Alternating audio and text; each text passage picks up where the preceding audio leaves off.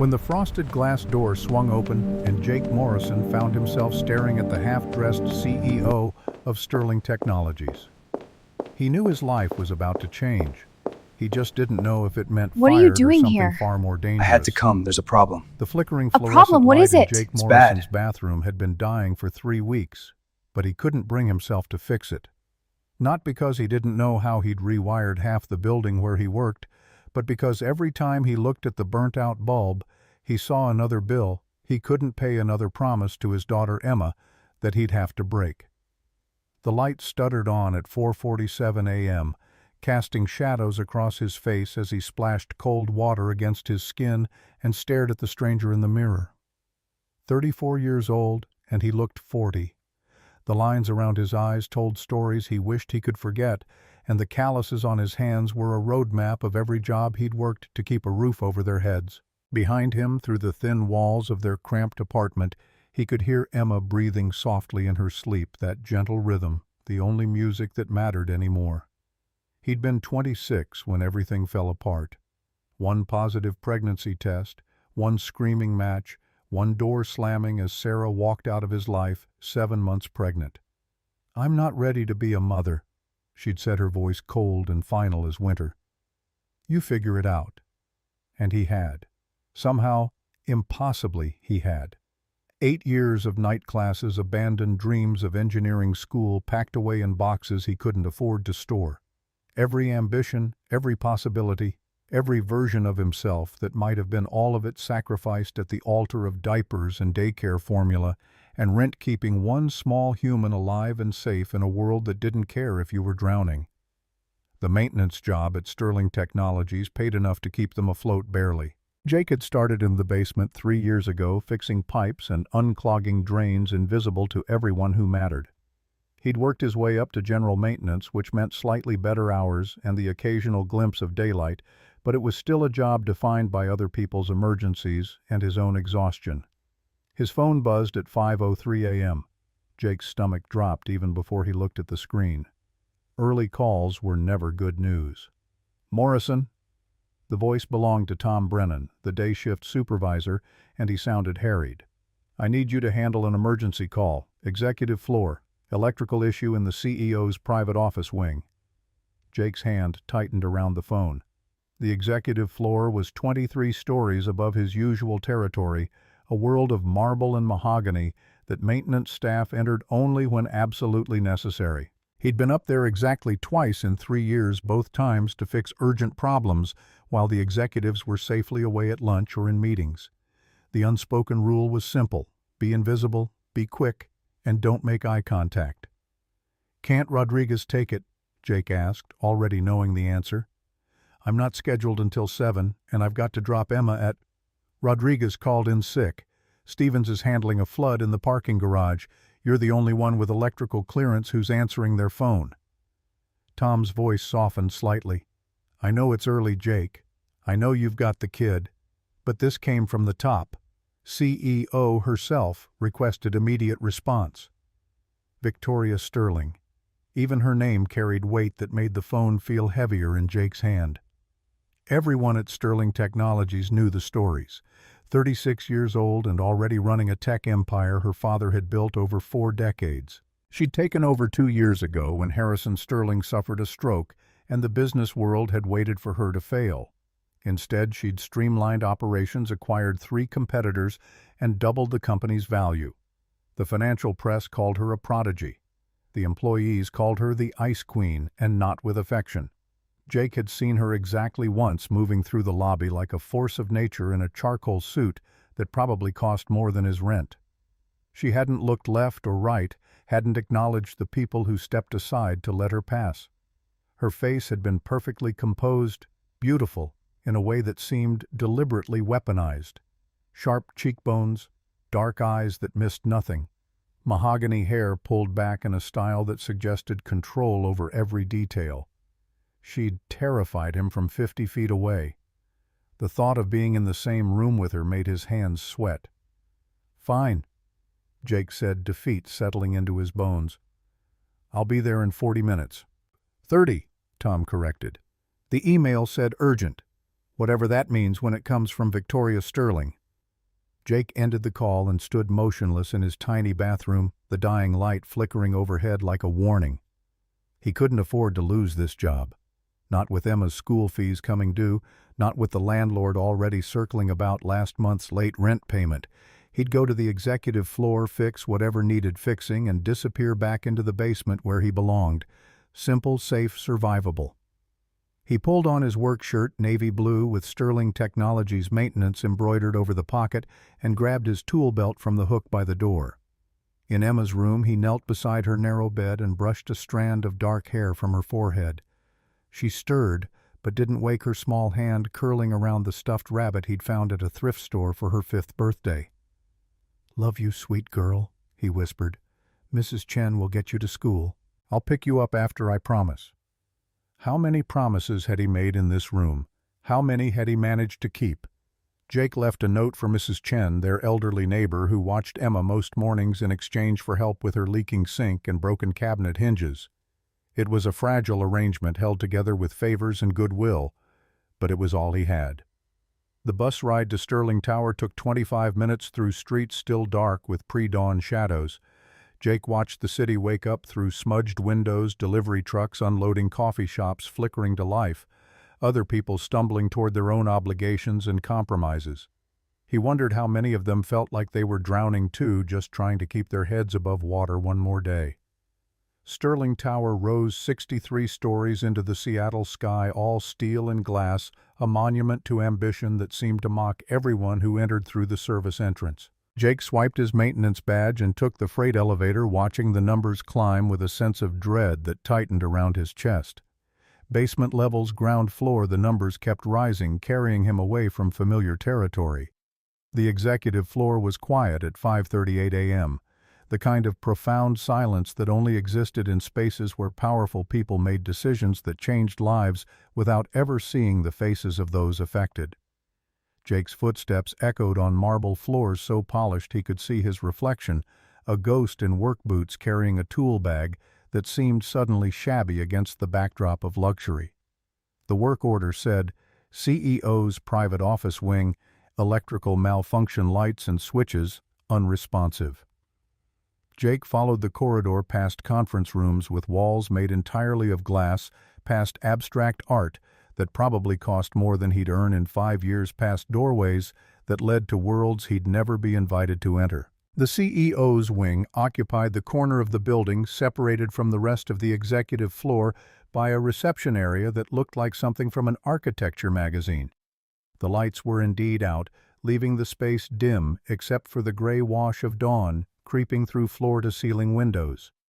Jake found the electrical panel behind a mahogany door that blended seamlessly into the wall. Someone had labeled it in small brass letters, "Authorized personnel only." He was authorized technically, though he'd never felt less like he belonged anywhere. The panel revealed the problem immediately. A tripped breaker, probably from a power surge. Simple fix, 5 minutes of work. Jake reset the breaker and heard the satisfying hum of electricity flowing through the system. Lights flickered on throughout the wing, and he allowed himself a moment of relief. Then he heard it. A voice from somewhere deeper in the office, sweet, female, and sharp with frustration. Finally. "What took so long?" Jake's stomach clenched. He'd assumed the floor would be empty this early, that he'd have the place to himself. The realization that Victoria Sterling was already here, already working while the rest of the city slept, made him want to disappear into the walls. "Just needed to reset the breaker, ma'am," he called back, keeping his voice professional and distant. "Everything should be working now. I'll just test the switches to make sure." "Do it quickly. I have a press conference in 2 hours and I need to change." Jake moved through the reception area, testing light switches as he went. Each one responded perfectly, flooding the space with warm light that made the artwork glow and the marble gleam. He was thorough but fast, wanting nothing more than to finish and escape back to the maintenance levels. The executive suite had 3 main areas: the reception space, a large conference room, and what had to be Victoria's private office. 2 of the 3 doors were open. The third, made of frosted glass that turned everything behind it into soft shadows, was closed. Jake tested the switches outside the conference room, then moved toward the office. There was one more switch by the frosted door, a master control that probably operated the office lights. He flipped it, heard the click of response, and reached for the door handle without thinking. It was instinct, a maintenance worker's reflex after 3 years of checking, testing, verifying. His hand was on the frosted glass, pushing it open before his brain registered what he was doing. The door swung inward. Jake Morrison's life changed in the space between one heartbeat and the next.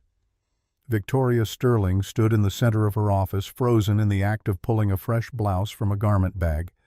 She wore a black skirt and nothing else above the waist except a bra so delicate it seemed barely there. Her mahogany hair was down, falling in waves across bare shoulders, and her dark eyes went wide with shock that matched the horror flooding through Jake's veins. For one endless second, neither of them moved. Jake's tool bag hit the floor with a crash that shattered the silence. "I'm sorry," he gasped, the words tumbling out in a desperate rush. "I'm so sorry. I was just testing the lights. I didn't mean to get out." Her voice was ice over steel, quiet and absolutely lethal. "I'm sorry," Jake said again, backing away so fast he nearly tripped over his own feet. His face burned with humiliation, his heart hammering against his ribs. "The door, I thought it was empty. I was just checking the switches. I'm so sorry." "Turn around." The command stopped him mid-retreat. Jake spun so fast he felt dizzy, facing the frosted glass and the blurred shapes of the reception area beyond. Behind him he heard the whisper of fabric, the sharp zip of the garment bag. Every muscle in his body was locked rigid, waiting for the explosion. The rage, the inevitable consequences of the worst mistake of his professional life. He'd walked in on Victoria Sterling half-dressed, the CEO, the woman who could end his career with a single phone call, the woman who held his entire fragile existence in her perfectly manicured hands. "I swear I didn't see anything," he said to the frosted glass, his voice cracking. "I swear I was just doing my job, testing the circuits. I didn't know you were in here. Please, I have a daughter. I need this job. Be quiet." Jake's jaw snapped shut. He could hear his own breathing, ragged and panicked, and beneath it the soft sounds of Victoria dressing. Seconds stretched into eternities. His entire body felt like a live wire crackling with fear and shame. When she finally spoke again, her voice was controlled but carried something underneath that he couldn't quite identify. "What's your name?" "Jake Morrison, ma'am." "Maintenance staff, electrical clearance." The words came out like a prisoner reciting his crimes. "I've worked here 3 years. I've never had a complaint. I swear this was an accident. I thought the office was empty. I was just—" "I heard you the first time." A pause. "You can turn around now." Jake turned slowly, keeping his eyes fixed on the floor. Victoria Sterling stood behind her desk, now fully dressed in a cream blouse and the same black skirt. Her hair was pulled back in the severe style he recognized from that glimpse in the lobby months ago. She looked every inch the CEO again, all traces of vulnerability erased, but her dark eyes studied him with an intensity that made his skin prickle. "Look at me," she said. It was the hardest thing Jake had ever done. Meeting Victoria Sterling's gaze felt like staring into a searchlight, but he forced himself to do it. She deserved that much, at least an acknowledgement of what he'd done, an acceptance of whatever judgment she was about to deliver. Her face was unreadable, a mask of perfect control. But something flickered in her eyes as she looked at him. Not anger exactly, something more complicated. "You really didn't know I was here," she said. It wasn't a question. "No, ma'am. I swear. The work order just said electrical malfunction. I reset the breaker and I was testing all the switches. I thought the whole floor was empty this early." Jake's hands were shaking. He clenched them into fists at his sides. "I understand if you need to fire me. I understand I don't have any excuse. I just want you to know it was an accident. I would never—" "Stop talking." He stopped. Victoria walked around her desk with measured steps, her heels clicking on the hardwood floor. She stopped 3 feet away from him, close enough that he could smell her perfume, something subtle and expensive that made the air between them feel charged with electricity. "You're terrified," she observed, her voice softer now, almost curious. "Yes, ma'am." "Of me or of losing your job?" "Both." The truth fell out before he could stop it. "Mostly of losing my job. I have a daughter. She's 8. I'm all she has. I can't—" His voice cracked, and he forced himself to breathe. "I can't afford to lose this." Victoria's expression shifted, something almost like recognition passing across her face. She studied him for another long moment, and Jake felt like he was being catalogued, assessed, measured against some criteria he couldn't begin to understand. "The door was unlocked," she said finally. "I should have secured it. That's on me, not you." Jake blinked, certain he'd heard wrong. "Ma'am, you were doing your job testing the electrical system. I was careless." She turned away, moving back to her desk with that same controlled grace. "What you saw stays between us. Understood?" "Yes, ma'am. Absolutely. I would never say anything to anyone, I swear." "Good." She picked up a tablet from her desk, her attention already shifting to whatever waited in her schedule. "Finish your testing and get out. Send your supervisor a report that everything's functioning normally." Jake stood rooted to the spot, unable to process what was happening. She wasn't firing him. She wasn't even yelling at him. He'd braced for disaster and instead found something he didn't have a name for. "Ma'am," the word came out before he could stop it. "I really am sorry." Victoria looked up from her tablet, and for just a second her mask slipped. What he saw underneath wasn't anger or ice or any of the things he'd expected. It was exhaustion, the kind of bone-deep weariness that recognized itself in another person. "I know you are," she said quietly. "Now go." Jake grabbed his tool bag and fled, his legs unsteady as he escaped from the office. He tested the remaining switches with shaking hands, documented everything on his phone, and made it to the elevator before his knees gave out. He leaned against the cool metal wall, his heart still racing, trying to understand what had just happened. She'd let him go. She'd seen his terror, heard his desperation about his daughter, and she'd chosen mercy over the punishment he deserved. Why? The question followed him all the way back to the basement, through the morning's remaining work orders, through the mechanical routine of fixing broken things, while his mind spun in circles. He picked up Emma from school at 3, listened to her excited chatter about the art project she'd made, helped her with homework while heating up pasta for dinner. Normal things, safe things, the rhythm of their life together. But underneath it all, he kept seeing Victoria Sterling's face in that moment when her mask slipped, kept hearing the quiet acknowledgement in her voice when she'd said, "I know you are." 2 days passed. Jake reported for his shifts, kept his head down, and tried to convince himself the incident was behind him. The executive floor might as well have been on another planet. He fixed a leaking pipe in the 4th-floor bathroom, replaced fluorescent tubes in the 2nd-floor conference room, unclogged a drain in the cafeteria. Invisible work for invisible people. Then on Thursday afternoon his phone buzzed with a message from HR. "Jake Morrison.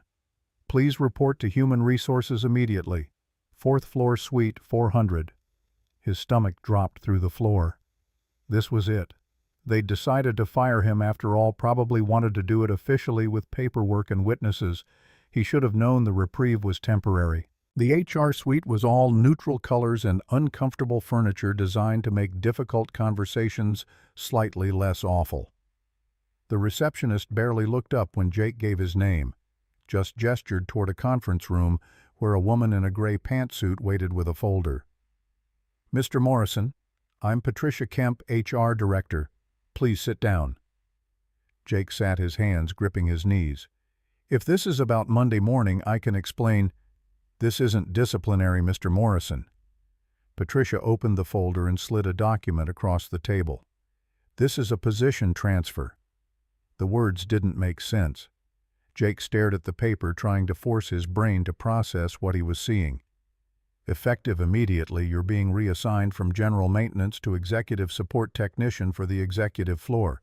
It's a permanent position with a significant salary increase and enhanced benefits package. Jake's vision blurred.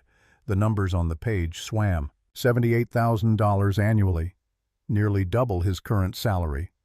Health insurance that covered dependents, which meant Emma's dental work she needed. Hours that meant he could drop her off at school every morning and pick her up every afternoon. I don't understand. The position was created specifically based on a recommendation from Ms. Sterling herself. She indicated that the executive floor requires dedicated technical support with electrical expertise and, Patricia consulted her notes, demonstrated discretion and reliability under pressure. Ms. Sterling recommended me. The words came out strangled. That's correct. The salary is detailed on page 2. You'll also receive health insurance that covers dependents, which I understand is relevant given your daughter. Patricia's professional demeanor softened slightly. This is a good opportunity, Mr. Morrison. The executive floor position comes with better hours, better benefits, and direct exposure to company leadership. If you perform well, it could open doors. Doors. The word felt like a foreign language. Jake looked down at the numbers again. The salary was almost double what he currently made. The health insurance would cover Emma's dental work she needed. The hours meant he could drop her off at school every morning and pick her up every afternoon. It was everything he needed, everything he'd been drowning for lack of. And it came from Victoria Sterling. I don't understand why, he said quietly. After what happened, Ms. Sterling's recommendations don't require explanation. Patricia interrupted smoothly. Do you accept the position or not? What choice did he have? What choice had he ever had? Yes, Jake said. I accept. The paperwork took 40 minutes. Patricia explained his new responsibilities, maintaining all electrical HVAC and general facilities systems on the executive floor, responding to immediate needs, conducting preventive maintenance, and being available for any technical issues that arose. He'd report directly to Tom Brennan still, but his primary location would be the 23rd floor, the executive floor where Victoria Sterling worked. You start Monday morning, Patricia said, handing him a new badge with Executive Support Services printed beneath his name. Report to the executive reception desk at 7 a.m. Ms. Sterling's assistant will brief you on protocols and expectations. Jake took the badge with numb fingers. His reflection stared back at him from the laminated surface, and he barely recognized himself. That night, after Emma was asleep, he sat at their tiny kitchen table and stared at the paperwork. The salary increase alone would change everything. He could pay rent on time, could fix the leaking faucet in their bathroom, could buy Emma new shoes instead of praying the old ones lasted another month, could breathe maybe for the first time in 6 years. But why had Victoria Sterling done this? He'd walked in on her at her most vulnerable, had seen her stripped of the armor she wore to face the world. By every logical calculation, she should have wanted him as far away as possible. Instead, she'd promoted him, brought him closer. Jake thought about that moment in her office when she'd looked at him and her mask had slipped that flash of recognition, like she'd seen something in his desperation that resonated with her own hidden truths. Demonstrated discretion, Patricia had said. That's what Victoria valued. Not his technical skills, those were common enough. She valued his silence, his terror, his understanding that some secrets were worth protecting. She needed someone who wouldn't talk, someone who'd proven himself capable of keeping his mouth shut when it mattered most. And maybe, just maybe, she'd seen something else too. The raw need in his voice when he'd begged for his job, the mention of his daughter, the visible evidence that he was holding his life together with desperation and duct tape. Maybe that had touched something in the Ice Queen's carefully controlled world. Or maybe Jake was romanticizing an act of pure pragmatism. Either way, Monday morning would come, and with it, a new life on the executive floor, working in daily proximity to a woman who terrified and confused him in equal measure. He went to bed but didn't sleep.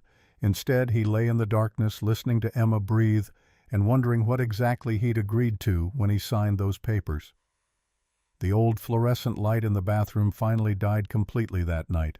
But for once, Jake didn't see it as another failure, another thing he couldn't afford to fix. He saw it as a sign that something was ending. And something else, something he couldn't yet name, was about to begin. Monday morning arrived with the weight of inevitability, and Jake stood outside Sterling Tower at 6:45 a.m., watching his reflection waver in the glass facade. The new badge felt heavy in his pocket, a small piece of plastic that somehow represented the distance between who he'd been last week and who he was supposed to become today. He'd dropped Emma at school early, endured her questions about why he looked so nervous, promised her they'd celebrate his new position with pizza Friday night. She'd hugged him extra tight before running to join her friends, and the warmth of that small body against his chest was the only thing keeping him from turning around and walking away. The executive floor at 7 a.m. was a different world than the silent space he'd encountered during the emergency call. Now it hummed with controlled energy assistants arranging schedules, junior executives clutching coffee like lifelines, the soft ping of elevator arrivals delivering the day's first wave of ambition and anxiety.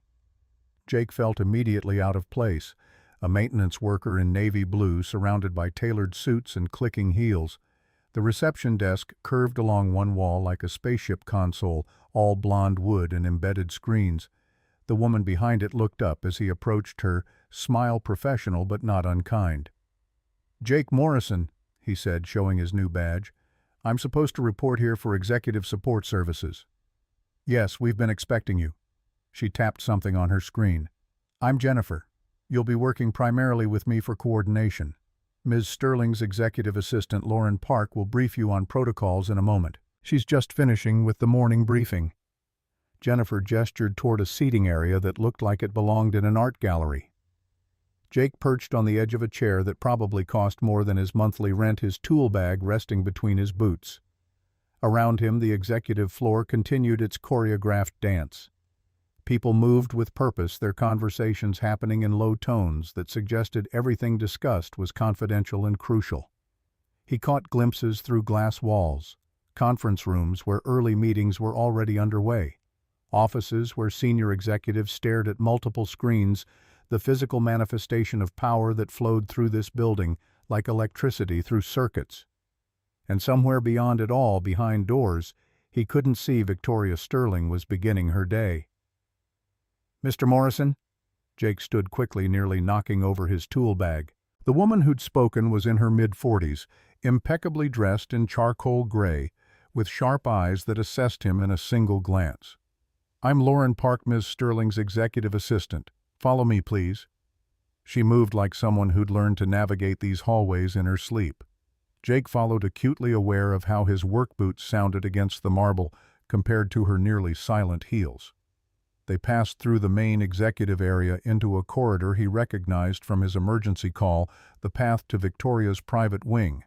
His pulse quickened despite himself. Lauren led him to a small office he hadn't noticed during his first visit, tucked discreetly near the electrical panel. It was modest by executive floor standards, but palatial compared to the basement break room where he usually left his things. A desk, comfortable chair, built-in cabinets for equipment, and a window that actually showed the city below. "This is your workspace," Lauren said briskly. "You'll maintain all systems on this floor with priority given to Ms. Sterling's immediate area. Response time for her requests is 10 minutes maximum. All other issues should be resolved within the hour unless they require parts or outside contractors." She handed him a tablet. "This links to the building management system. You'll receive all work orders here along with Ms. Sterling's schedule so you can plan maintenance around her meetings and commitments. That schedule is confidential. You don't discuss it with anyone, including other maintenance staff." "Understood." "Understood," Jake said, taking the tablet carefully. "Ms. Sterling values 3 things above all else: discretion, efficiency, and invisibility." Lauren's voice was matter-of-fact, delivering information he needed to survive. "Your work should be seamless. She shouldn't have to think about whether the lights work or the temperature is comfortable. If she notices you at all, it should be because you've solved a problem before it became her problem." The irony of being told to be invisible by the woman whose boss had personally promoted him wasn't lost on Jake. He kept his expression neutral and nodded. "Questions?" Lauren asked. 1,000 of them. None he could actually voice. "No, ma'am." Good. There's a staff briefing every morning at 6:45 in the main conference room. You're expected to attend. It covers the day's schedule and any VIP visits that might affect your work. Start your systems check at 7:30. Ms. Sterling arrives between 8 and 8:30, and everything should be perfect before she walks through that door. Lauren paused, and something in her expression shifted almost imperceptibly. Ms. Sterling doesn't make recommendations lightly, Mr. Morrison. She saw something in you that made her believe you belong up here. I suggest you prove her right. Before Jake could respond, Lauren was gone, her departure as efficient as everything else about her. He stood alone in his new office, surrounded by the trappings of a life he'd never imagined, and wondered what exactly Victoria Sterling had seen. The first week passed in a blur of learning protocols and staying out of sight.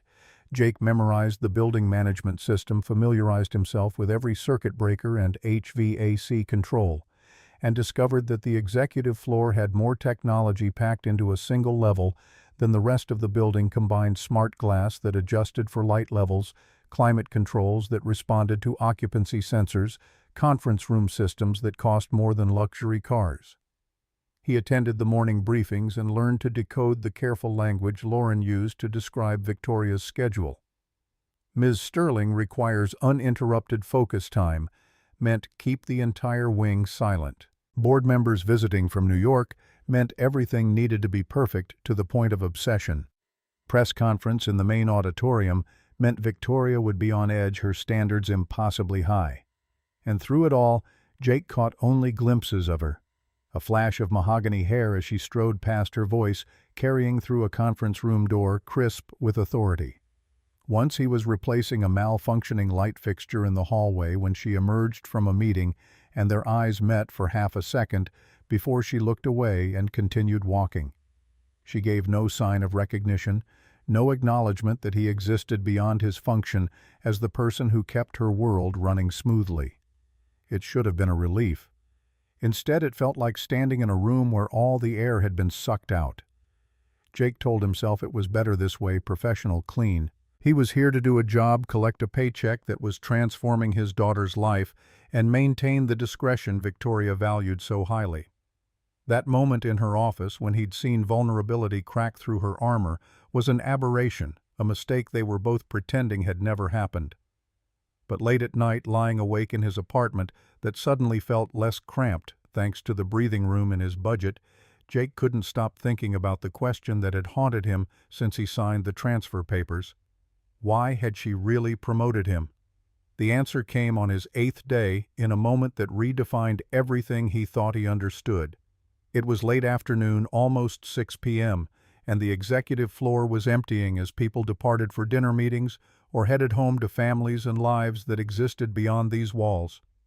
Jake was in the main conference room testing a video system that had glitched during a presentation that morning. The technology was sophisticated enough that the manual read like a foreign language, but he'd spent 2 hours breaking down each component until he found the faulty HDMI processor. He was on his back under the conference table, rewiring connections, when he heard voices approaching. "I don't care what the legal team says." Victoria's voice cut through the air like a blade. "We're not settling." Richards knew exactly what he was doing when he violated that non-compete. "Victoria, the optics alone," a male voice, older, trying for reason. "The optics of backing down are worse. We set a precedent here. Every executive we've ever signed walks away thinking they can steal our clients, and we'll just negotiate a settlement." Heels clicked closer. "Schedule the deposition. I want him on record lying about his intentions." They entered the conference room and Jake froze under the table. He could see expensive shoes, Victoria's black heels, a man's polished Oxfords. The door closed with a soft click. "You're being unreasonably aggressive about this," the man said. Jake recognized the voice now, Gregory Whitmore, one of the senior board members. "Richards was your father's hire. Going after him publicly damages Harrison's legacy."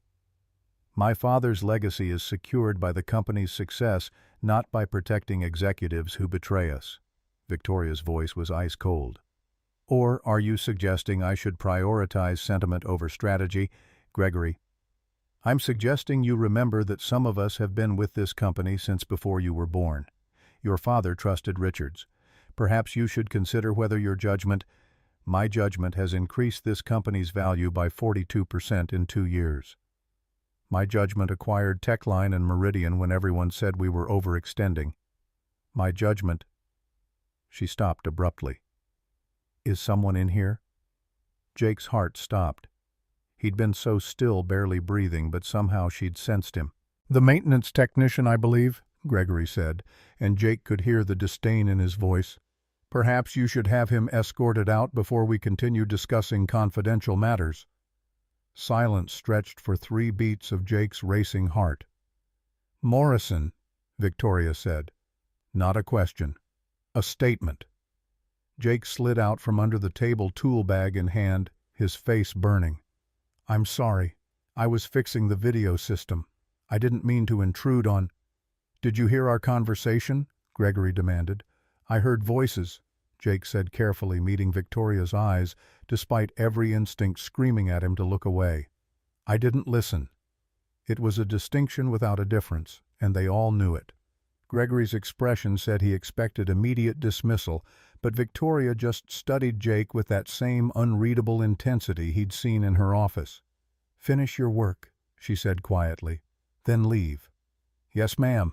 Jake turned back to the video system with shaking hands, hyper-aware of the conversation continuing in low tones behind him.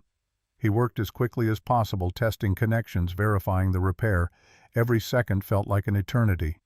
When he finally packed up his tools and headed for the door, Gregory was mid-sentence about shareholder concerns.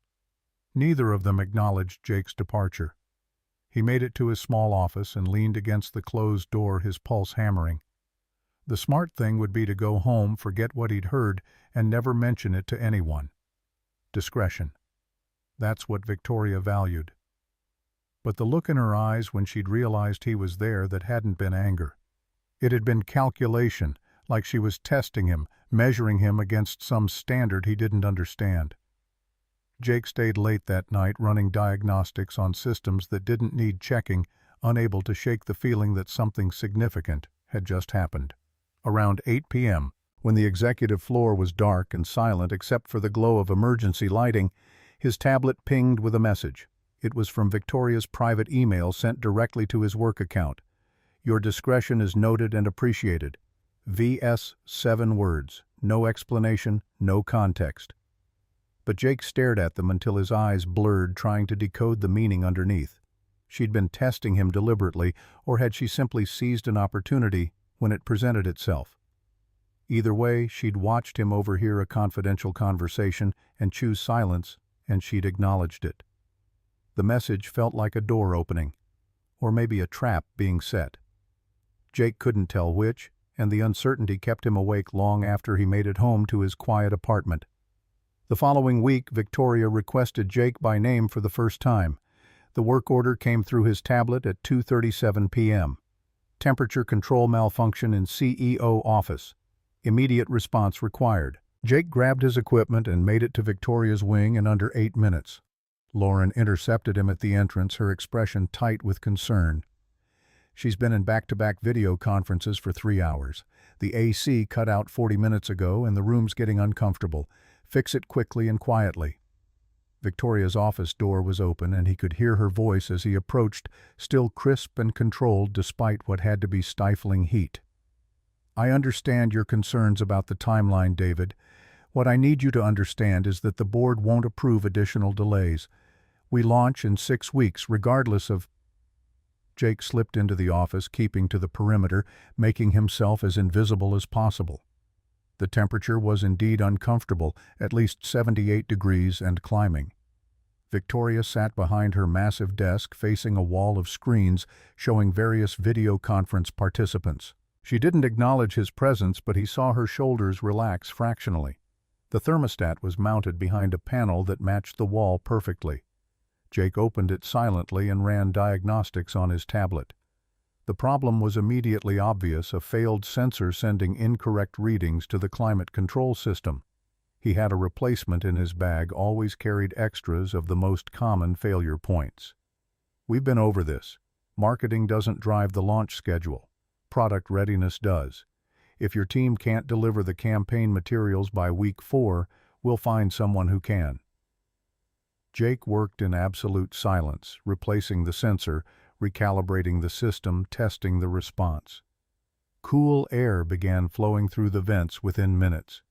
He allowed himself a glance toward Victoria and found her watching him in the reflection of her darkened screens, her eyes tracking his movements even as she verbally dismantled someone's excuses. Much better. Now that we can all think clearly again, let's discuss realistic deliverables. It wasn't about the temperature. She was talking to him, acknowledging the fix without breaking her focus on the meeting. Jake felt something shift in his chest, a recognition of competence between two professionals who understood their roles. He packed up his tools and left as quietly as he'd entered. 10 minutes later, another message appeared on his tablet. Efficient work. Thank you. 3 days after that, she asked for him again. A malfunctioning outlet in her private conference room discovered 15 minutes before a meeting with potential investors. Jake replaced the outlet in under 10 minutes while Victoria reviewed presentation materials at the table, her presence a constant weight in his peripheral vision. Then again a flickering light above her desk that she said was disrupting her focus during late-night work sessions. A coffee maker in her private kitchen that refused to function. A loose door handle that caught on her sleeve. Small things easily fixed, but each request came directly from her bypassing the normal work order system. And each one felt like another layer of something being built between them. Not friendship, not exactly trust. Something more complicated. Jake began to understand the real reason she'd promoted him. It wasn't just about his discretion regarding what had happened in her office. It was about reliability. Victoria Sterling had built her entire life around control, and she needed someone in her immediate environment who could solve problems efficiently without requiring management or explanation. She needed someone who understood what she needed before she had to ask for it. He started anticipating issues noticed when the temperature in her wing fluctuated and adjusted it. Before she felt the change, identified a pattern in the lighting system that caused a brief flicker every 3rd day, and replaced the timer module, kept spare parts for every system she used regularly stored in his office for immediate access. And slowly, incrementally, the Ice Queen began to thaw in his presence. It started with simple acknowledgments, a nod when he arrived to fix something, a quiet thank you when he left. Then, actual words beyond professional courtesy. "You're here early," she said one morning when he arrived to replace a faulty smoke detector before she got in. "Wanted to finish before your first meeting. Lauren mentioned you have investors at 8:30. You read the briefings." It wasn't a question, but he heard approval underneath. "Helps me plan my work around your schedule." Victoria had been reviewing something on her tablet, but she looked up at that, studying him with those dark eyes that still made his pulse quicken. "Most people on my staff do the minimum required and nothing more. Why don't you—" The question caught him off guard. Jake secured the new smoke detector before answering, giving himself time to choose his words carefully. "I have a daughter. She deserves better than minimum effort. This job, what you did for me, giving me this position, it changed our lives. Seemed like the least I could do was earn it." Something flickered across Victoria's face, too quick to identify. "Your daughter. She's 8, you said." "Yes, ma'am. Emma. She's in 3rd grade, loves art and hates math homework, wants to be a veterinarian when she grows up." The name felt intimate, somehow personal in a way that made him hesitate, but Victoria was watching him expectantly. "Just the 2 of you. Just us. Her mother left before she was born. It's been me and Emma against the world ever since." Victoria was quiet for a moment, her expression unreadable. "That must be difficult." "It's everything," Jake said simply. Then, because she'd opened the door, "What about you? Is there—" He stopped, realizing too late he was crossing a line. But Victoria smiled, a small, sad curve of her lips that transformed her face for just a second. "No one. Building an empire doesn't leave much time for personal entanglements. And most people want something from me: power, connections, proximity to success. It becomes difficult to know what's real." The honesty in her voice startled him. This was vulnerability, genuine and offered freely, and Jake didn't know what to do with it. I can't imagine what that's like. Not trusting people's intentions. Can't you? Victoria's eyes held his. You trusted your daughter's mother. She left. Now you raise Emma alone, working yourself to exhaustion to provide for her. I'd imagine trust is complicated for you too. She was right.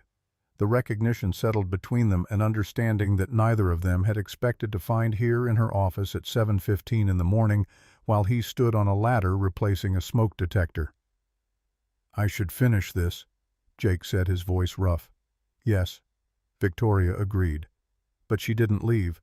She stayed there working on her tablet while he completed the installation, and her presence felt less like surveillance and more like companionship. When he climbed down and packed his tools, she looked up one more time. Thank you, Jake. It was the first time she'd used his first name. The sound of it in her voice rewired something in his brain, created a connection he wasn't sure he wanted, and definitely didn't know how to handle. Anytime, Ms. Sterling. He left before he could say something stupid, but he felt her watching him all the way to the door. The day everything changed started ordinarily enough. Jake arrived at 6:30 for the morning briefing, coffee in hand, prepared for another day of invisible efficiency. Lauren ran through the schedule with her usual precision: video conferences, department reviews, a site visit from a tech journalist, and an all-hands presentation at 4 p.m. in the main auditorium. The presentation is particularly important, Lauren emphasized. Ms. Sterling will announce the new product line. There will be press, investors, and all senior staff. Everything needs to be perfect. Jake made notes on his tablet. The auditorium was technically outside his jurisdiction, but he coordinated with the facilities team to ensure all executive floor systems would be stable during the event. Victoria would be under intense scrutiny, and the last thing she needed was a technical failure making her look unprepared. The morning proceeded smoothly. He handled routine maintenance, responded to a minor printer malfunction in the finance director's office, and replaced a burned-out LED in one of the conference rooms. Around 2 p.m., he decided to check the auditorium personally, just to verify everything the facilities team had reported. The main auditorium seated 300 people and featured a stage with professional lighting, video screens, and sound systems sophisticated enough for concert venues. The facilities team had done good work. Everything looked pristine, the technology tested and ready. Jake was about to leave when something made him look up at the lighting rig. Years of maintenance work had trained his eyes to spot things that weren't quite right, subtle misalignments that suggested potential problems. One of the stage lights looked off-center, its mounting bracket slightly twisted. He found a ladder and climbed up to inspect it. What he discovered made his blood run cold. The safety cable, the backup that prevented lights from falling if the main mount failed, was frayed nearly through, not from age or wear, but from what looked like deliberate cutting. Someone had sawed through most of the cable, leaving just enough intact that it wouldn't be immediately obvious, but would fail under the right stress. And the main mounting bolt was loose, turned back, several threads held in place by friction alone. Jake's hand shook as he examined the setup. This wasn't accident or neglect. This was sabotage. The light weighed at least 40 pounds. If it fell during the presentation directly onto the stage where Victoria would be standing, he didn't let himself finish the thought. Working quickly, he secured the mounting bolt properly, tested the weight distribution, and replaced the safety cable entirely. Then he checked every other light in the rig, found 2 more with loosened bolts, and secured them all. By the time he finished, he'd been in the auditorium for 90 minutes and his shirt was soaked with sweat. The question burning in his mind was whether to report this. Tell Lauren Security. If this was deliberate sabotage, there were protocols, investigations, potential danger to Victoria that extended beyond a rigged light fixture. But he had no proof beyond his professional judgment. The frayed cable could theoretically be explained as wear. The loose bolts might be attributed to poor maintenance. And if he was wrong, if he raised alarms that led nowhere, he'd look paranoid or attention-seeking. Worse, he'd put himself directly in Victoria's line of sight in a way that violated everything she valued about him. She needed him to be invisible, to solve problems quietly, not to create drama. Jake made his decision. He documented everything with photos on his tablet, secured the systems, and made a note to check them again before the presentation.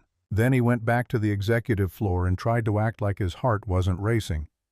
At 3:30, Lauren sent a message asking him to verify the video feeds in the auditorium one final time. Jake went back down, checked the lights again, still secure, and confirmed all systems were operational. People were already filling the seats.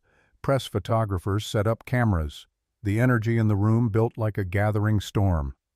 Victoria arrived at 3:55, flanked by Lauren and two senior executives. She wore a deep blue suit that commanded attention, her hair pulled back severely, her expression calm and confident. Jake watched from the shadows at the back of the auditorium as she took the stage, tested the microphone, and surveyed the crowd with the control of someone who owned every room she entered. Their eyes met across the distance. Victoria's gaze held his for just a moment, something passing between them that might have been acknowledgement or might have been his imagination. Then she turned her attention to her notes, and Jake forced himself to breathe. The presentation began. Victoria spoke with the kind of authority that made people lean forward, her voice carrying perfectly through the sound system. She outlined the new product line with precision, fielded questions from journalists with sharp intelligence, commanded the stage like she'd been born to it. Jake stood near the lighting controls, watching not the presentation but the equipment. The stage lights held steady. The video screens displayed perfectly. Everything was working exactly as it should. He started to relax. Maybe he'd been wrong. Maybe the damage he'd found was just neglect after all, coincidence and poor maintenance rather than malicious intent. Maybe. The light directly above center stage shifted. It was subtle, a slight rotation on its mount, but Jake saw it immediately. His blood turned to ice. Someone was in the lighting catwalk above the stage. He could see movement in the shadows, a figure adjusting something he couldn't quite make out. Jake moved before thinking, racing toward the stage access stairs. He had to get up there, had to stop whatever was happening, but the stairs were on the opposite side of the auditorium, and Victoria was directly under that light, still speaking, unaware of the danger gathering above her. The light shifted again, rotated further. The sabotaged mount he'd fixed was holding, but now someone was actively working to override the safety measures. Jake abandoned stealth and ran, his boots pounding against the auditorium floor, drawing attention from the crowd. He saw security guards starting to move, confused by the commotion, saw Lauren's startled face, saw Victoria pause mid-sentence, her eyes finding him in the crowd. "Get away from center stage!" Jake shouted, his voice carrying in the sudden silence. "Now!" Victoria froze. Years of control kept her rooted to the spot, confusion and authority warring on her face. The light above her groaned, metal straining. Jake didn't have time to explain. He launched himself onto the stage, grabbed Victoria around the waist, and threw both of them sideways with every ounce of strength he possessed. They hit the stage floor hard, Jake twisting to take the impact on his shoulder. Half a second later, 40 pounds of metal and glass crashed into the exact spot where Victoria had been standing, the mounting bracket finally giving way, the light exploding on impact with a sound like a gunshot. Shattered glass sprayed across the stage. Sparks flew from severed electrical connections. The crowd erupted in chaos, screaming, people running, security converging from all directions. But Jake only registered Victoria in his arms, her body pressed against his, her heart hammering so hard he could feel it through their clothes. Her dark eyes were wide with shock, her perfect composure shattered, and she was shaking. "Are you hurt?" Jake demanded, his hands moving over her shoulders, her arms checking for injuries. "Did the glass hit you?" "I'm fine." Victoria's voice trembled. How did you know?" "I'll explain later. Right now we need to—" Security surrounded them, pulling them apart, voices shouting questions and orders. Jake caught a glimpse of figures fleeing from the catwalk, access saw guards racing after them. Lauren was there suddenly, her professional mask cracked with genuine terror, helping Victoria to her feet. "I'm fine," Victoria said again, louder now. Authority returning to her voice even as her hands shook. "Everyone calm down. Clear the auditorium in an orderly fashion. Lauren, get security to—" "On it." Lauren said, already coordinating on her phone. Victoria's eyes found Jake again. He was still on the stage floor, his shoulders screaming where he'd absorbed their combined impact, glass scattered around him like diamonds, blood running from a cut on his arm where a shard had caught him. "You're bleeding." "It's nothing." "It's not nothing." She moved toward him, but Lauren intercepted her gently. "We need to get you to a secure location until security sweeps the building. Please, Victoria." For a moment Jake thought Victoria would refuse, but she let Lauren guide her toward the exit, looking back at him one last time with an expression he couldn't read, shock, gratitude, something deeper that made his breath catch. Then she was gone, and Jake was surrounded by security personnel asking questions he barely heard. His mind replaying those seconds on a loop, the weight of Victoria in his arms, the terror in her eyes, the absolute certainty that if he'd been 1 second slower, she would have died. And somewhere in the chaos, Jake realized that invisible was no longer an option. He'd thrown himself into the spotlight to save her, and nothing between them would ever be the same. The security office on the second floor became command central within minutes of the auditorium evacuation. Jake sat in a hard plastic chair while a paramedic cleaned the gash on his forearm, the sting of antiseptic barely registering against the adrenaline still flooding his system. Around him, guards spoke in clipped tones into radios coordinating a building-wide lockdown while reviewing security footage on a wall of monitors. "You're lucky," the paramedic said, applying butterfly bandages. "Another inch, and this would have needed stitches." Jake didn't feel lucky. He felt like his entire body was vibrating at a frequency just below visible, his mind replaying those seconds on the stage over and over, the groan of metal Victoria's body against his, the explosion of glass where she'd been standing. "Mr. Morrison." The head of security, Marcus Webb, pulled up a chair. His expression was grave. "Walk me through what happened. Start with why you were checking the auditorium in the first place." Jake explained about the morning briefing, his decision to personally verify the systems finding the frayed safety cable and loose mounting bolts. He showed Webb the photos on his tablet, time-stamped from hours before the presentation. "You fixed it," Webb said, studying the images. "Secured everything properly. So how did the light still fall?" "Someone was up in the catwalk during the presentation. I saw movement, saw them working on something. They must have loosened it again or found another way to compromise the mount." Webb's jaw tightened. "Did you see a face, any identifying features?" "No, just a silhouette. Dark clothes moving fast." "And you didn't report the initial sabotage?" The question carried weight. Jake met Webb's eyes steadily. "I considered it, but I had no proof it was deliberate. Could have been negligence, poor maintenance. I documented everything, fixed the immediate danger, and planned to monitor it. I didn't expect someone to actively interfere during the event itself." Webb studied him for a long moment. "Your quick thinking saved Ms. Sterling's life. I want to be clear about that. But this situation is now a criminal investigation, attempted murder, possibly corporate espionage. You'll need to make a formal statement." "Whatever you need." The door opened and Lauren appeared, her usual composure restored but strain visible around her eyes. "Mr. Morrison, Ms. Sterling wants to see you, now." Webb nodded. "We'll continue this shortly. Don't leave the building." Jake followed Lauren through corridors now patrolled by additional security, past employees gathered in worried clusters, to the executive floor.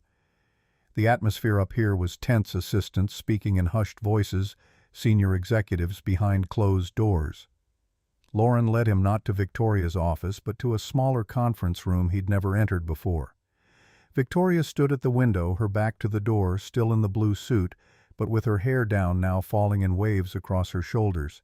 She didn't turn when they entered. "Leave us," she said quietly. Lauren hesitated.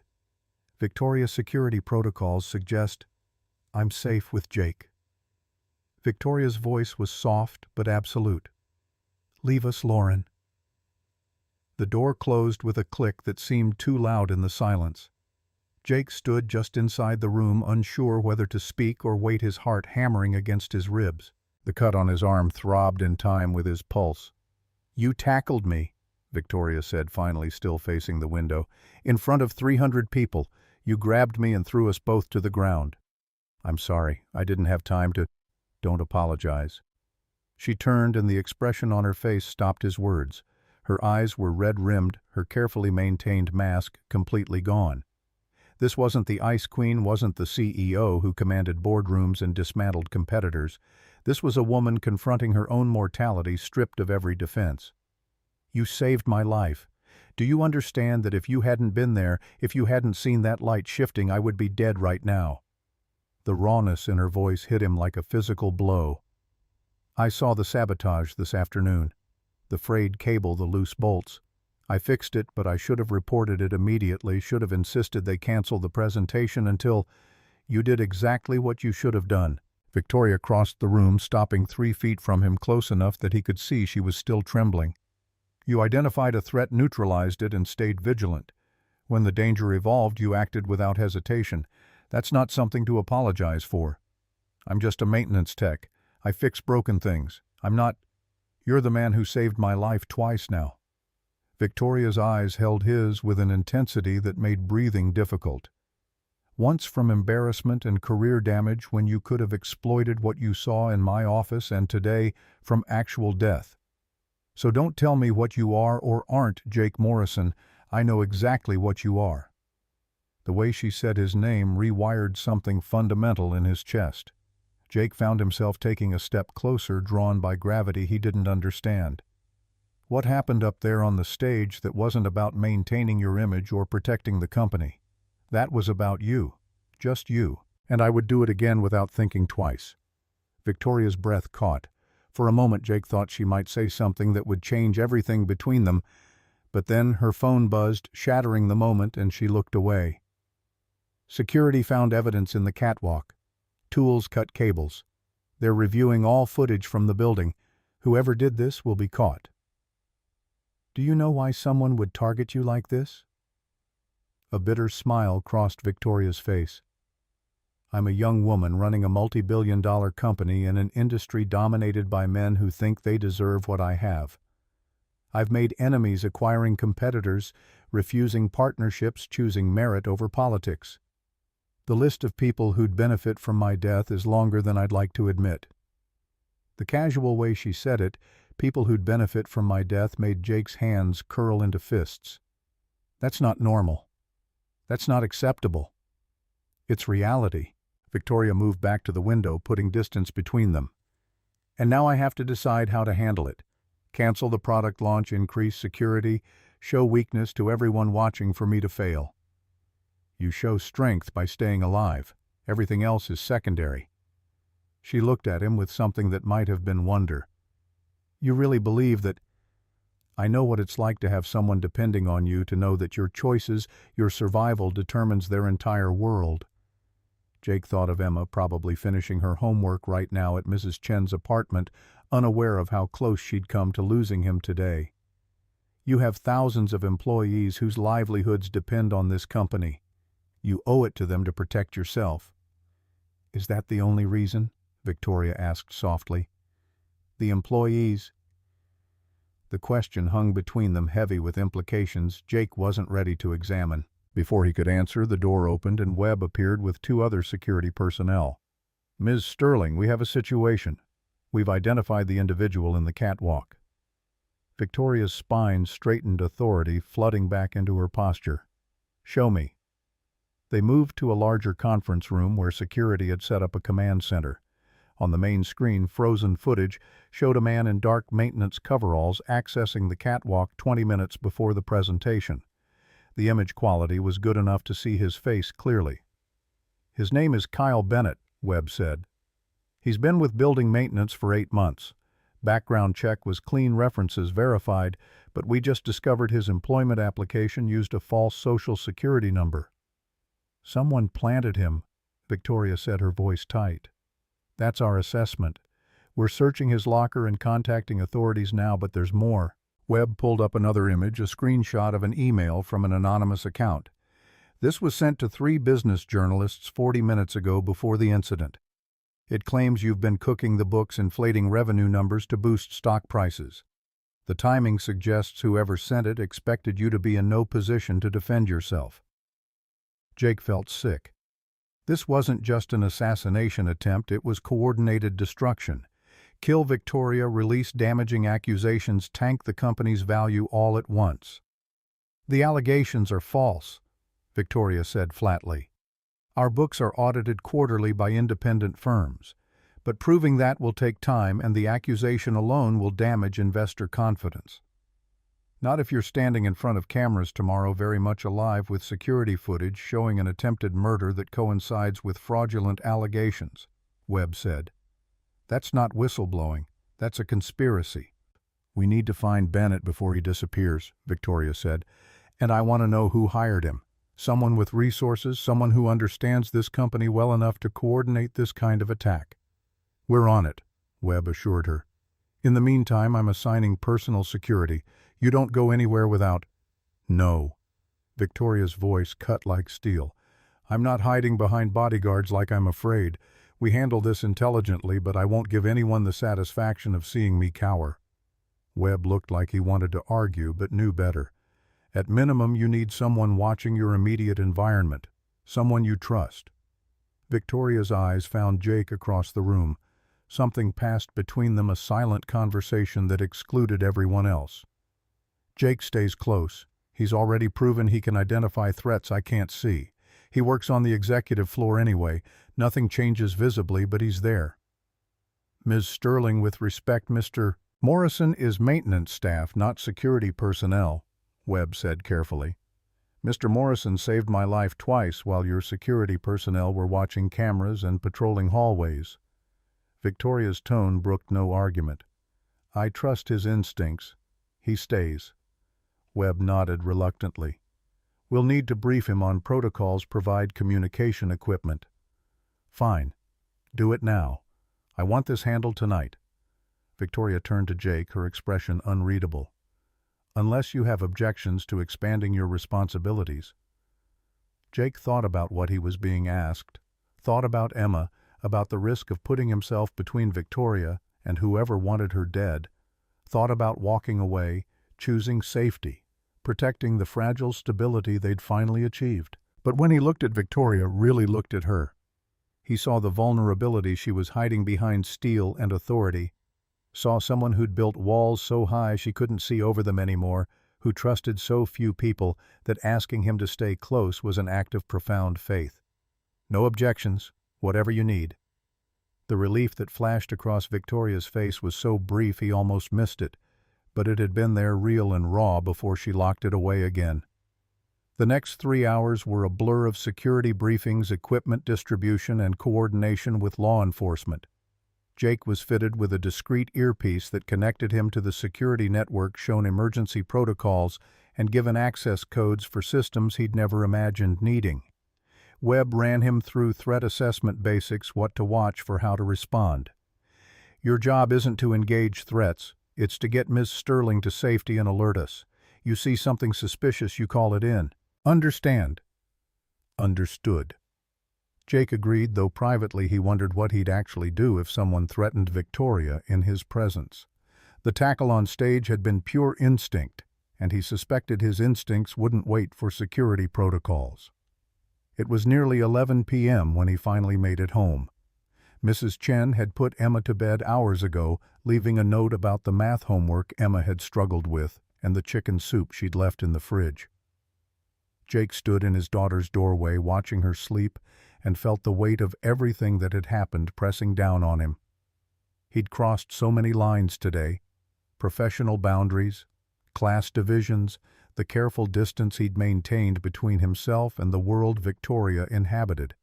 And tomorrow he'd cross more, standing close to her, not as invisible maintenance staff, but as something else entirely. His phone buzzed, a message from Victoria's private number sent to his personal cell. Thank you for today, for everything. Get some rest. Tomorrow will be complicated. Jake stared at those words until his eyes blurred. She had his personal number, had reached out after hours, had thanked him like a person rather than an employee. The intimacy of it terrified and thrilled him in equal measure. He typed back carefully. You're welcome. See you at 7. Her response came immediately. 6:30. We have work to do before the day starts. Jake smiled despite everything. Of course she did. The next morning arrived with news that Kyle Bennett had been apprehended trying to board a flight to Mexico. His apartment had yielded a burner phone with messages coordinating the attack, along with $50,000 in cash. He was in custody not talking, but law enforcement was confident they could trace the money. Jake arrived at the executive floor at 6:15 to find it already buzzing with activity. Lauren intercepted him immediately. "Ms. Sterling is in her office. She asked for you directly." Lauren's expression was complex, mixing professional courtesy with something that might have been concern. "Whatever's happening between you two, be careful. She's under enormous pressure right now, and she makes decisions based on control and strategy. Don't mistake proximity for something it isn't." The warning was clear and probably wise. Jake nodded his understanding and knocked on Victoria's office door. "Come in." She sat behind her desk, already dressed for battle in a charcoal suit, her hair pulled back severely, but her eyes were softer when she looked at him, carrying memories of yesterday's vulnerability. "How's your arm?" "Fine, barely feel it." Jake closed the door behind him. "You look like you didn't sleep." "I didn't." Victoria gestured to the chair across from her desk. "I spent the night reviewing everyone who might have orchestrated this. Business rivals, disgruntled former employees, board members who opposed my leadership. The list is extensive and depressing. Webb will find the connection. The money trail always leads somewhere. That's not what worries me." Victoria leaned back, studying him. "What worries me is that I've built my entire life around not needing anyone, control, independent self-reliance. And yesterday I needed you, absolutely completely needed you to save my life. That's not a position I'm comfortable occupying." The honesty stunned him. Jake chose his next words carefully. "Needing someone in a crisis doesn't make you weak. It makes you human." "I'm not sure I'm allowed to be human. Not in this position. Weakness is blood in the water. Every competitor, every skeptical board member, every journalist looking for a story, they're all waiting for me to prove I don't belong here. So prove them wrong. Show up today stronger than yesterday. Face the cameras, address the allegations, demonstrate that whoever tried to kill you failed spectacularly. That's not weakness. That's power." Victoria's lips curved into something that wasn't quite a smile. "You make it sound simple." "I didn't say it was simple. I said it was necessary." Jake leaned forward, holding her gaze. "You asked me yesterday what you are to me. You want the truth. You're the person who changed my daughter's life by giving me a chance I didn't deserve. You're the woman who works 18-hour days to protect thousands of employees she'll never meet. And you're someone who shouldn't have to face death threats and character assassination alone." The silence that followed felt alive, charged with everything they weren't saying. Victoria's eyes searched his face like she was looking for proof he meant it, that this wasn't performance or manipulation. "I don't know how to do this. How to let someone be close without wondering what they want from me. I don't want anything except for you to be safe. That's it. That's all of it." "That might be the most valuable thing anyone's ever offered me," Victoria said softly. Then, visibly gathering herself, she straightened and pulled up a schedule on her tablet. "Today's agenda is brutal. Press conference at 9 addressing yesterday's incident and the false allegations. Board meeting at 11 where I'll need to reassure everyone the company is stable. Investor calls this afternoon. I need you close for all of it." "I'll be there," Jake promised. The press conference was held in the main lobby, cameras and journalists packed into every available space. Jake stood off to the side, watching Victoria command the room with absolute authority. She addressed the assassination attempt, directly framed it as corporate sabotage coordinated with false financial allegations, and presented security footage that made the conspiracy impossible to deny. "Someone wanted to destroy this company by destroying me. They failed. Sterling Technologies stands stronger today than yesterday, and we will not be intimidated by criminals and cowards." The journalists erupted with questions. Victoria fielded them with sharp intelligence, never defensive, always in control. And twice during the conference her eyes found Jake in the crowd, drawing strength from his presence. When it ended, Lauren intercepted them before they could return to the executive floor. The board wants to meet immediately. Gregory Whitmore is insisting on a vote of confidence. Victoria's expression hardened. Of course he is. Let's not keep them waiting. The boardroom was on the 62nd floor, all glass walls and panoramic city views designed to remind everyone inside that they operated at the pinnacle of power. 12 board members sat around a massive table, their expressions ranging from supportive to hostile. Gregory Whitmore occupied the chair directly opposite the head of the table where Victoria would sit. His silver hair and expensive suit projected authority, and his eyes gleamed with something that looked like satisfaction. "Victoria, glad you could join us. We've been discussing yesterday's unfortunate incident." "Unfortunate is an interesting word for attempted murder, Gregory." Victoria took her seat. Jake positioned himself near the door, unobtrusive but present. "Quite right," Gregory agreed. "Which is why we need to discuss your security protocols, your decision-making process, and whether the company's interests are best served by maintaining current leadership during this crisis." So there it was.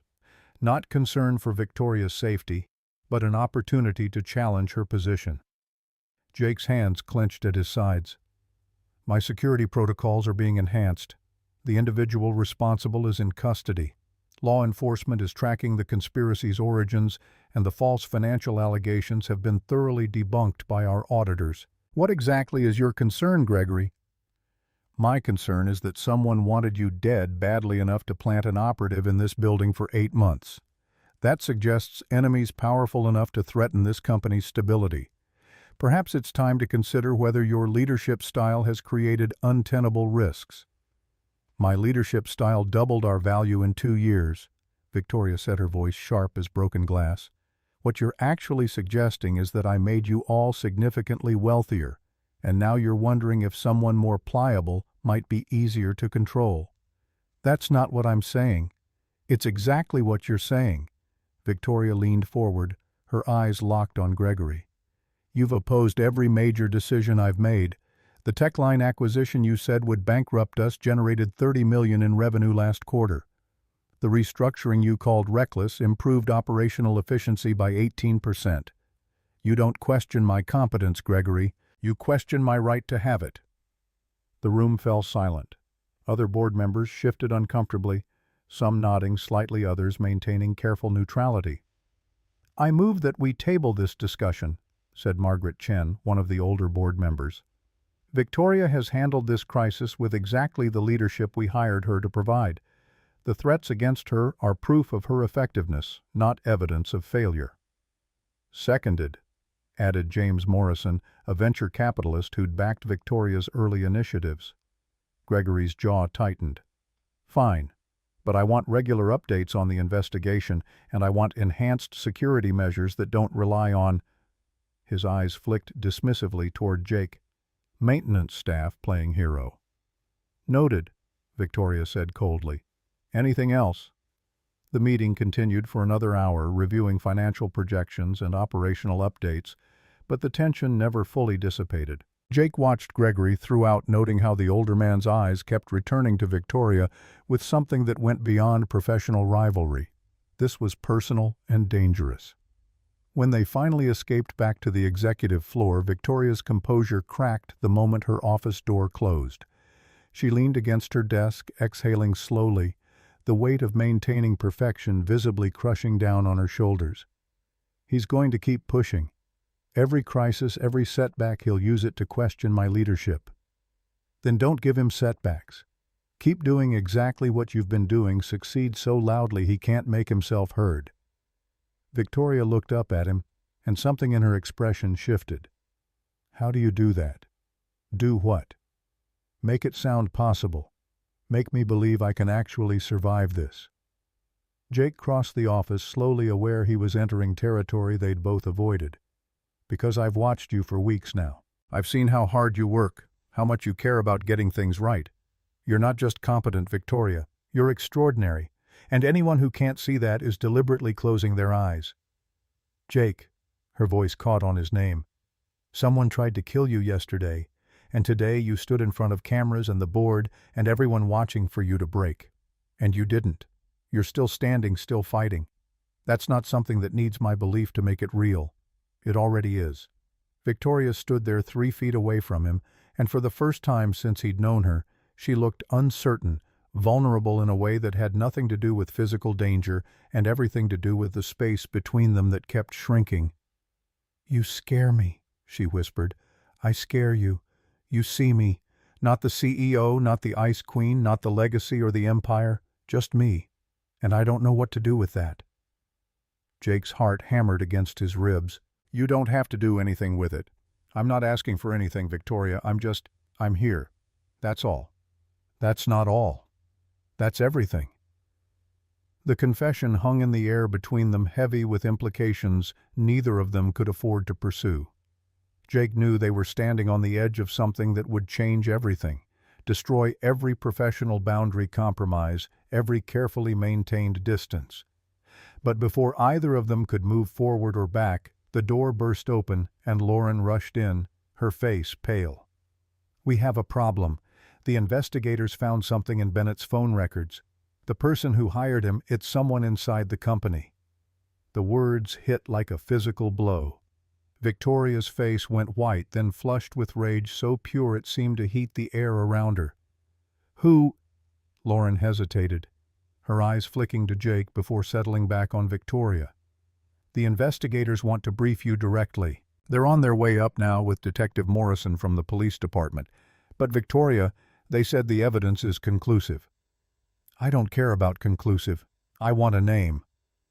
"They wouldn't give it to me over the phone. Said it was too sensitive." Lauren's hands twisted together, a rare show of anxiety. "But they mentioned it goes high. Someone with access to executive systems and confidential information." Jake felt ice spread through his chest. High level meant board members, senior executives, people who'd been with the company for years, people Victoria had trusted, worked alongside, perhaps even considered allies in the constant battle to prove herself worthy of her father's legacy. "Clear my schedule for the next 2 hours," Victoria said. "I want Webb, the investigators, and Detective Morrison in the main conference room, no one else. And Lauren, I need you to pull personnel files for everyone at director level and above, access logs for the last year, financial records, anything that might show connections to Bennett or unusual activity." "On it." Lauren disappeared, her heels clicking rapidly down the hallway. Victoria stood motionless for a moment, her back to Jake, her shoulders rigid with tension. When she finally turned, her expression was pure steel, all traces of the vulnerability from moments before, locked away behind walls he suspected were even thicker now. "This doesn't leave this room, not even to security staff you might trust. Until we know who we're dealing with, everyone is suspect." "Understood," Jake said quietly. "But Victoria, you need to consider that whoever this is, they're desperate enough to kill you. If they suspect they've been discovered, they might—" "Do what, try again?" Victoria's laugh was bitter. "Let them try. I'm not hiding and I'm not running. Not from corporate sabotage and certainly not from traitors in my own company. I'm not suggesting you hide. I'm suggesting you be smart about this." Jake moved closer, lowering his voice even though they were alone. "Someone inside had access to your schedule, knew exactly where you'd be standing on that stage, had months to plan this. They're not going to confess and walk away quietly. Which is why we're going to be very careful about how we handle the reveal." Victoria's eyes held his, and he saw the strategist beneath the rage. "Once we have the name, we control the information. Use it to set a trap, gather evidence that's airtight. Make sure when we move against them, there's no possibility of escape or legal maneuvering. You've done this before. Not murder conspiracies, but corporate warfare." "Yes."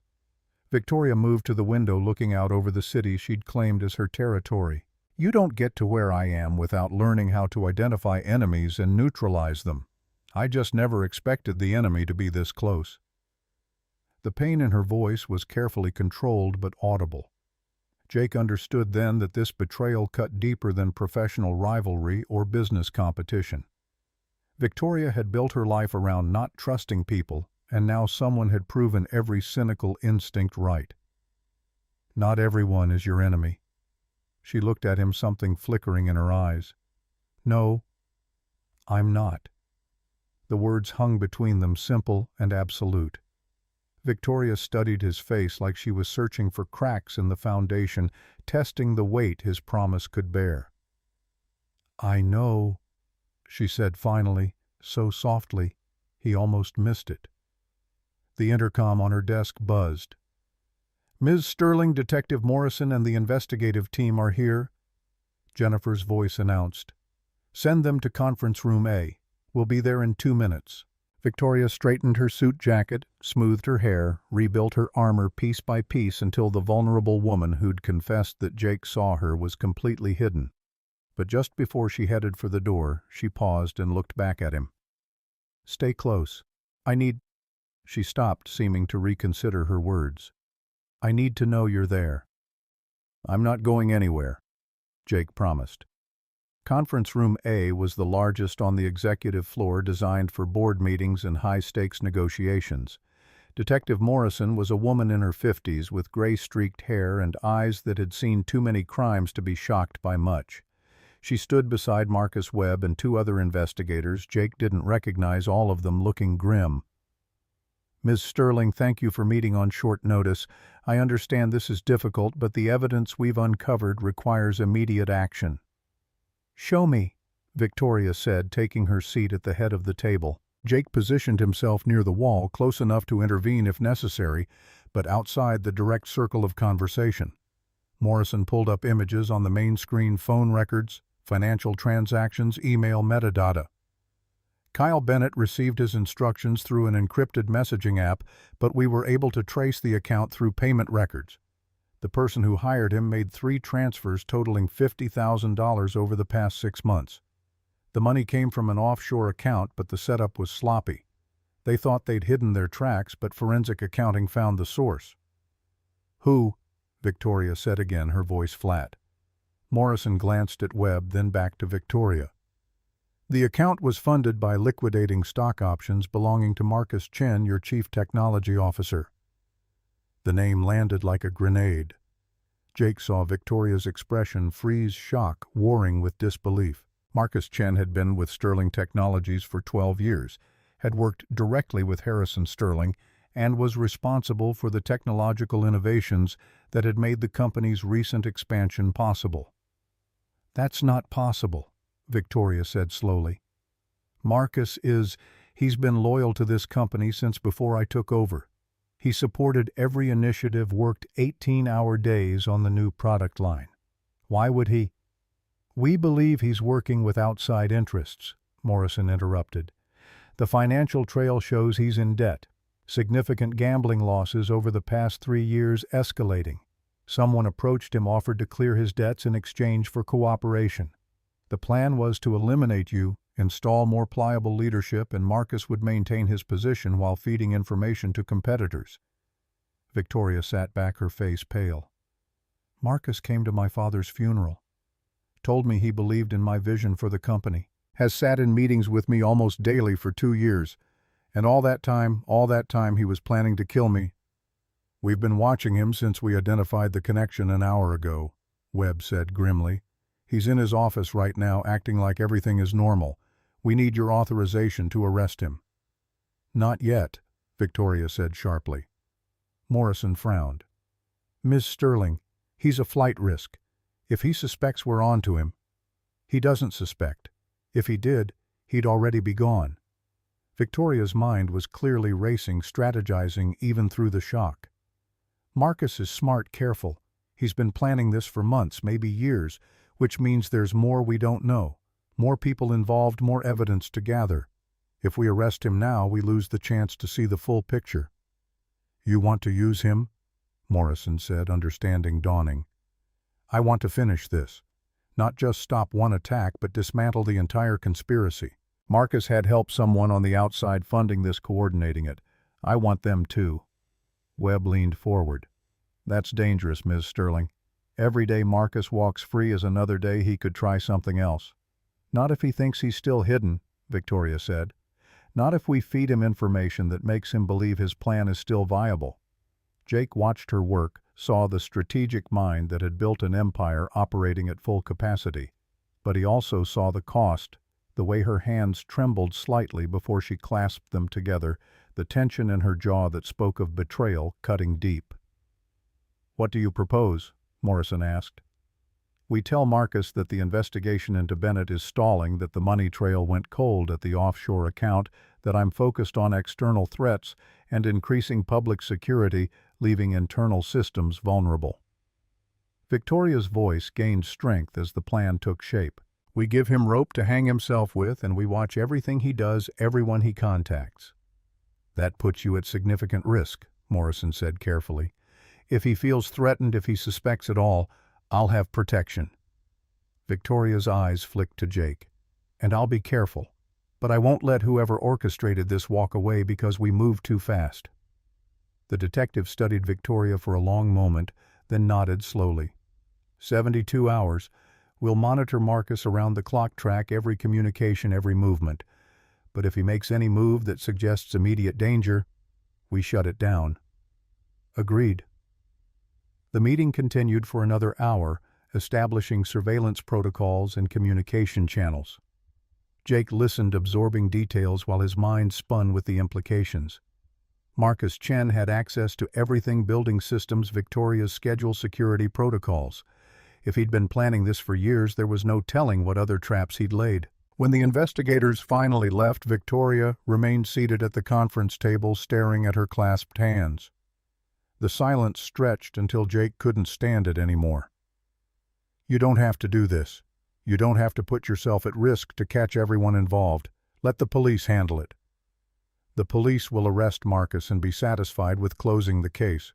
But the person who funded this, who approached Marcus in the first place, they'll disappear, find someone else to target me with.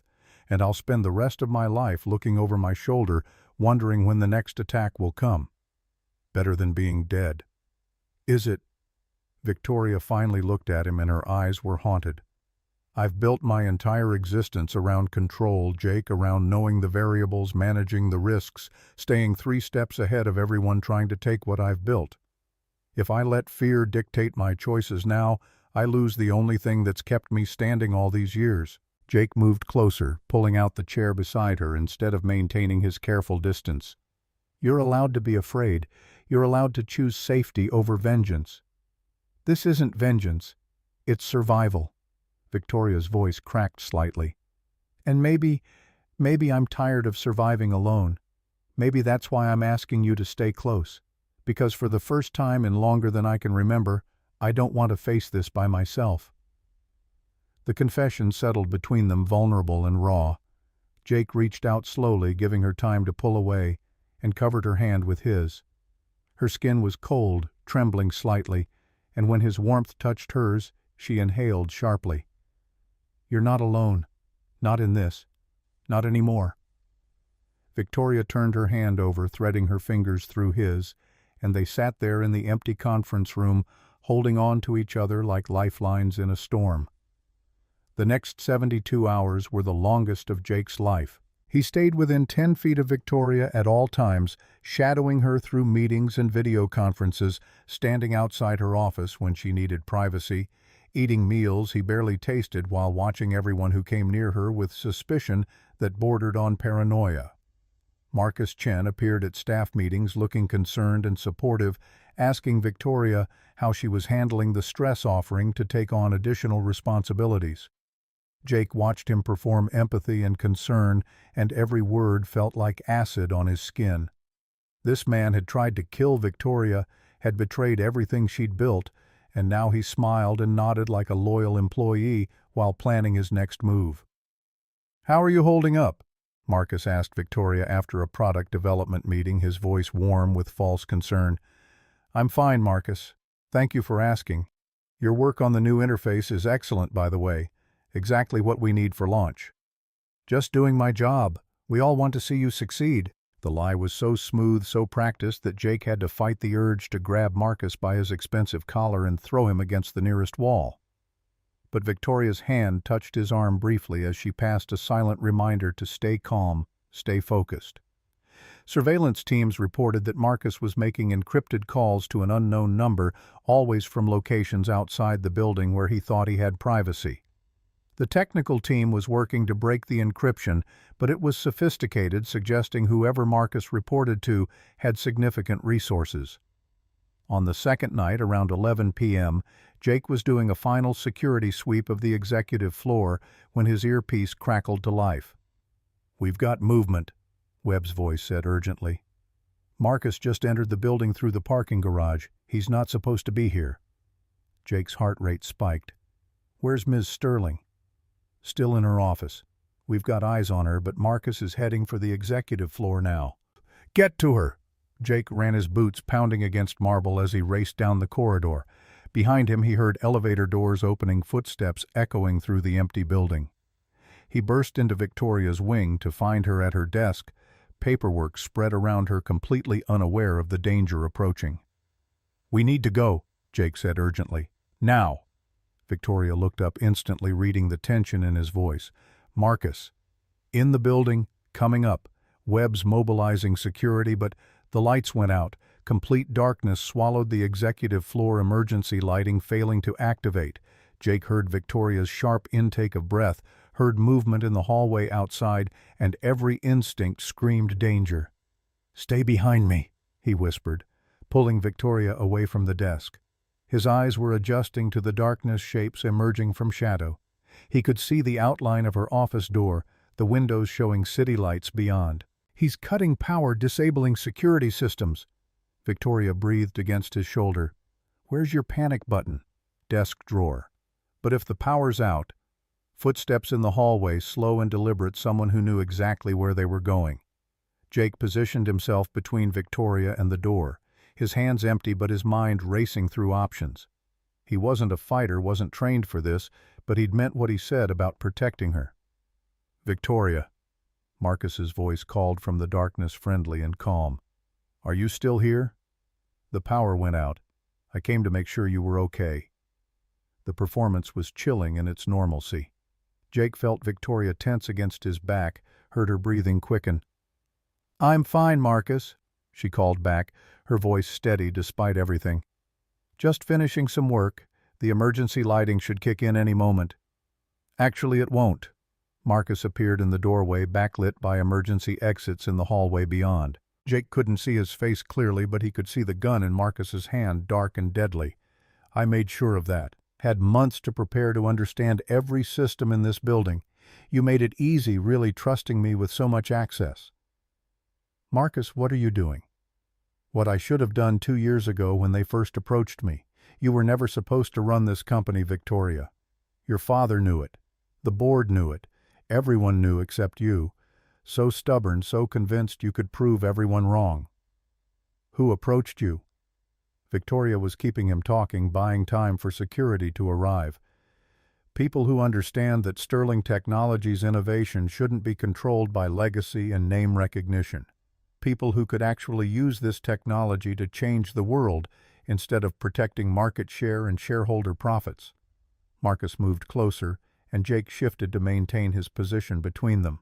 "They offered me a real future chief technology officer of a combined entity that would dominate the industry. All I had to do was remove the obstacle." "You mean kill me?" "Remove. The stage light was supposed to be clean. Tragic accident company and mourning smooth transition to new leadership. But you had to have him." The gun gestured toward Jake. "Plain maintenance hero ruined everything, so now we do this the hard way."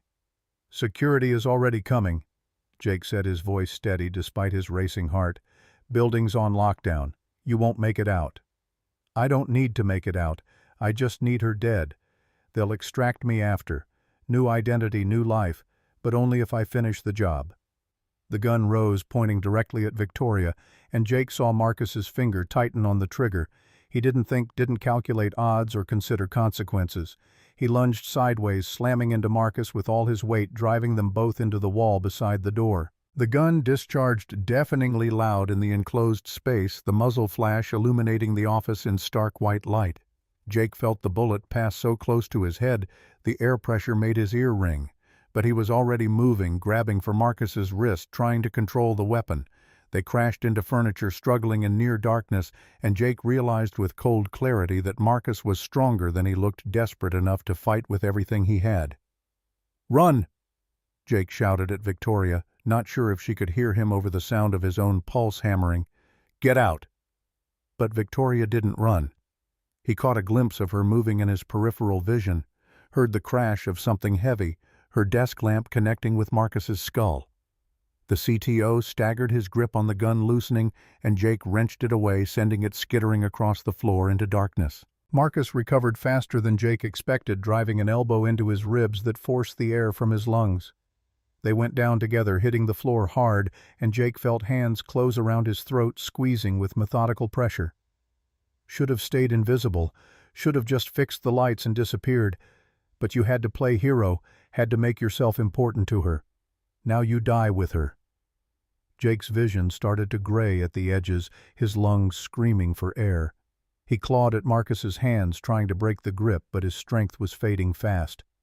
Through the gathering darkness, he saw Victoria searching frantically for something, anything she could use as a weapon.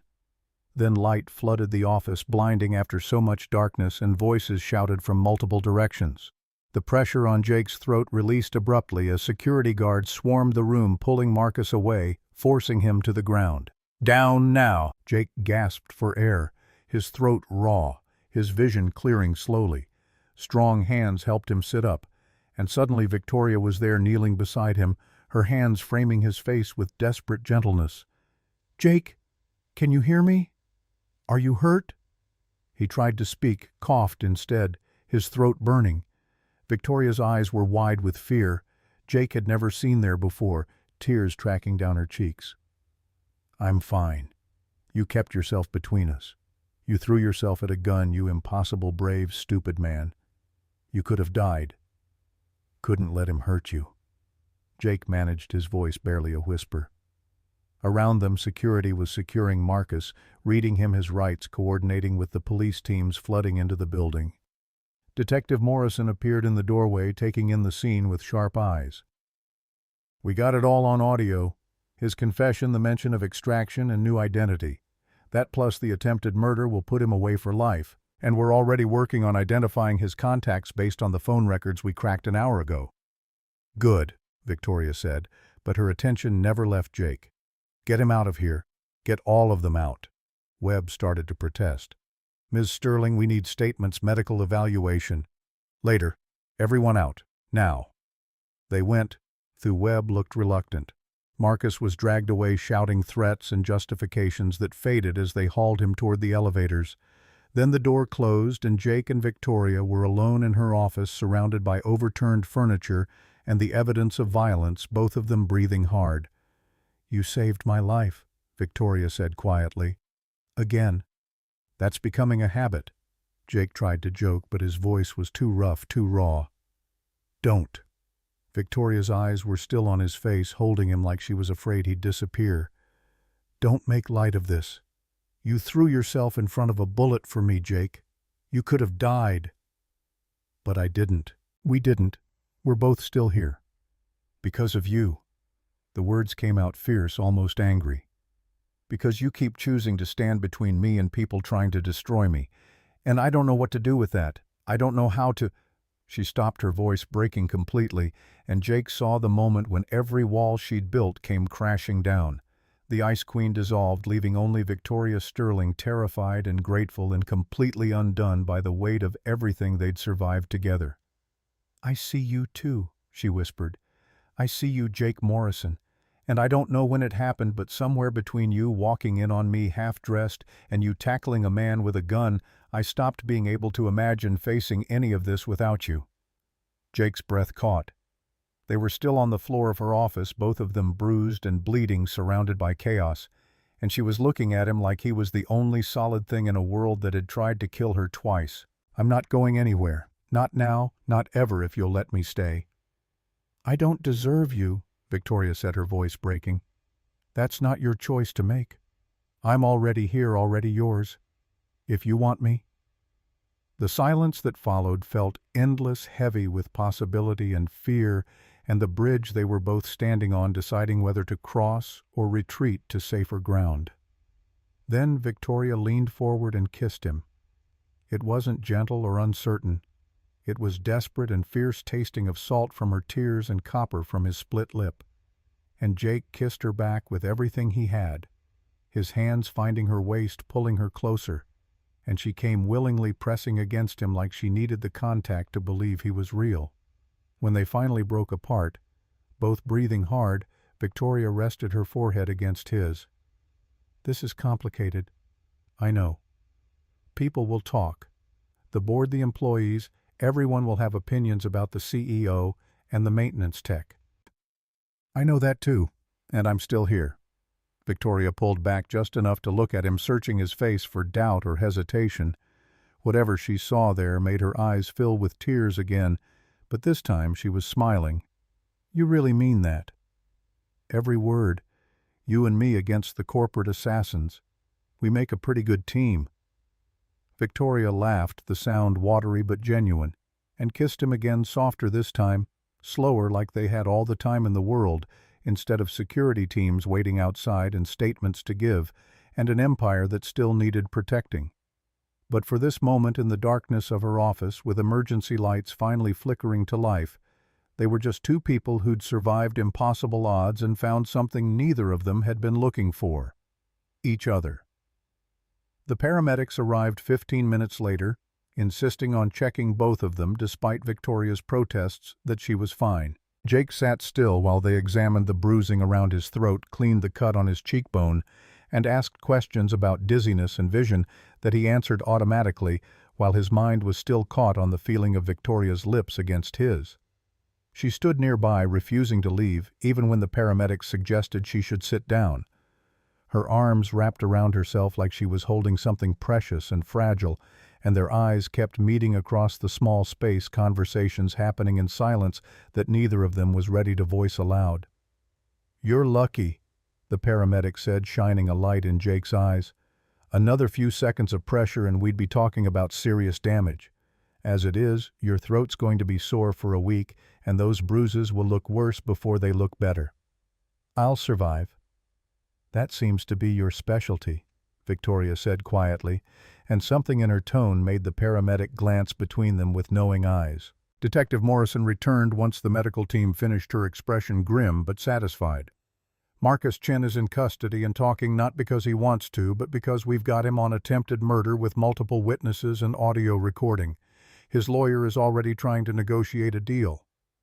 "What kind of deal?" Victoria asked, her voice hardening back into the CEO tone that commanded boardrooms.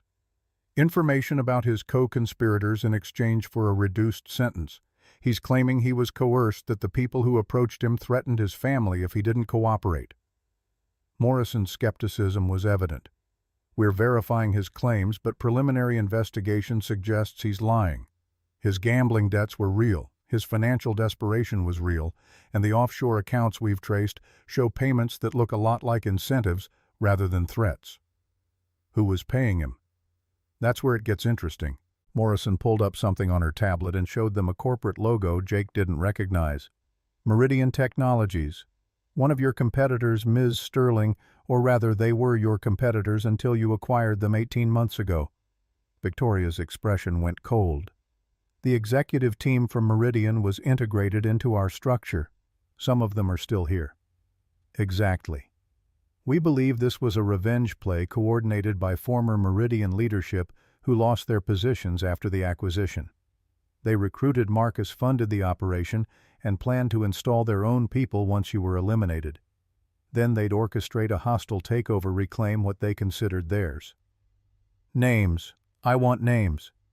Morrison listed 3 executives, all of whom Jake vaguely recognized from the morning briefings, senior vice presidents who'd seemed cooperative and professional, who'd attended meetings and contributed to projects while secretly planning murder. "They're being arrested as we speak, along with several others who were involved in the financial side. By morning, this will be the lead story on every business network: attempted assassination, corporate conspiracy, the works." Victoria closed her eyes briefly, and Jake saw the weight settling on her shoulders. This wasn't just about surviving anymore. It was about managing the fallout, controlling the narrative, protecting the company and its thousands of employees from the scandal that was about to engulf them. I need to make a statement before the story breaks on its own terms.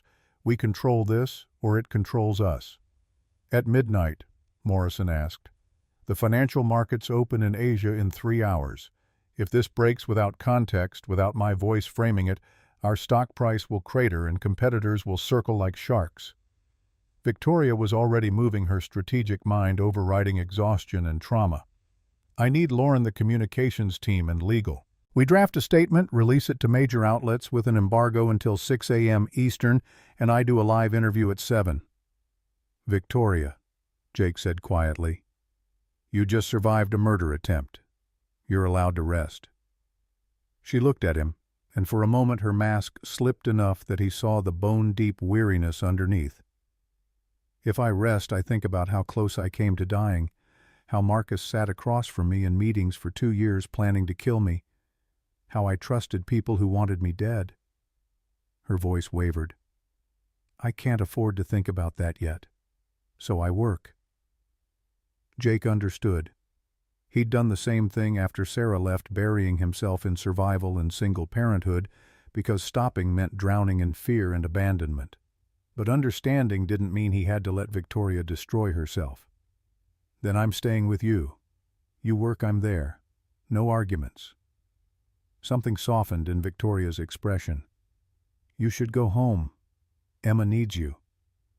Mrs. Chen is with Emma. What I need is to know you're safe. Jake, you said yourself you don't want to face this alone anymore, so don't. The look Victoria gave him was complex gratitude and vulnerability, and something deeper that neither of them had time to examine right now. But she nodded, accepting his presence like a gift she didn't quite know how to receive.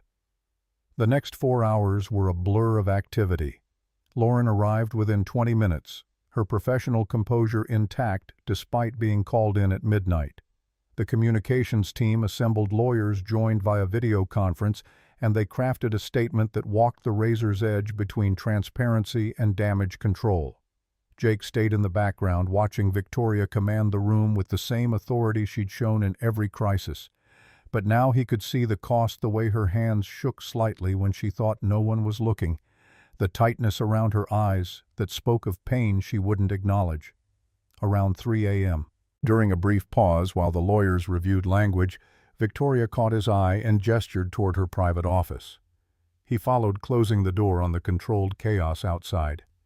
I can't do this, she said the moment they were alone, her voice breaking. Jake moved to her immediately.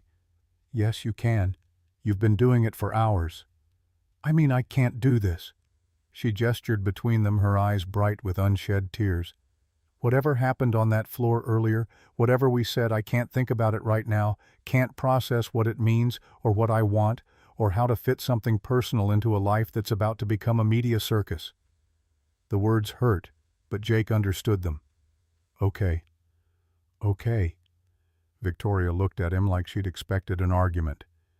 You need time-space to handle the crisis without worrying about us. I get it. I'm not going anywhere, Victoria.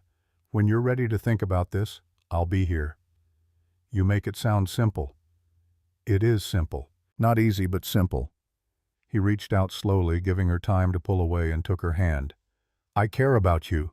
That doesn't change because you need to focus on your company right now. Do what you need to do. I'll wait. Victoria's fingers tightened around his. What if waiting means weeks, months? What if by the time I have space to breathe, you've realized that a single father with an 8-year-old daughter doesn't need the complications that come with me? Then I guess you don't know me as well as I thought, because complications don't scare me. Losing you before we even have a chance to see what this could be that terrifies me. She kissed him, then desperate and brief, like she was trying to memorize the feeling before duty pulled her away.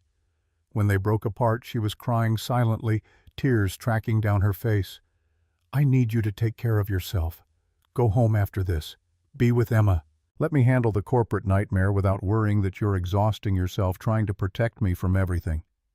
Victoria, please. Her voice broke completely. Please, Jake.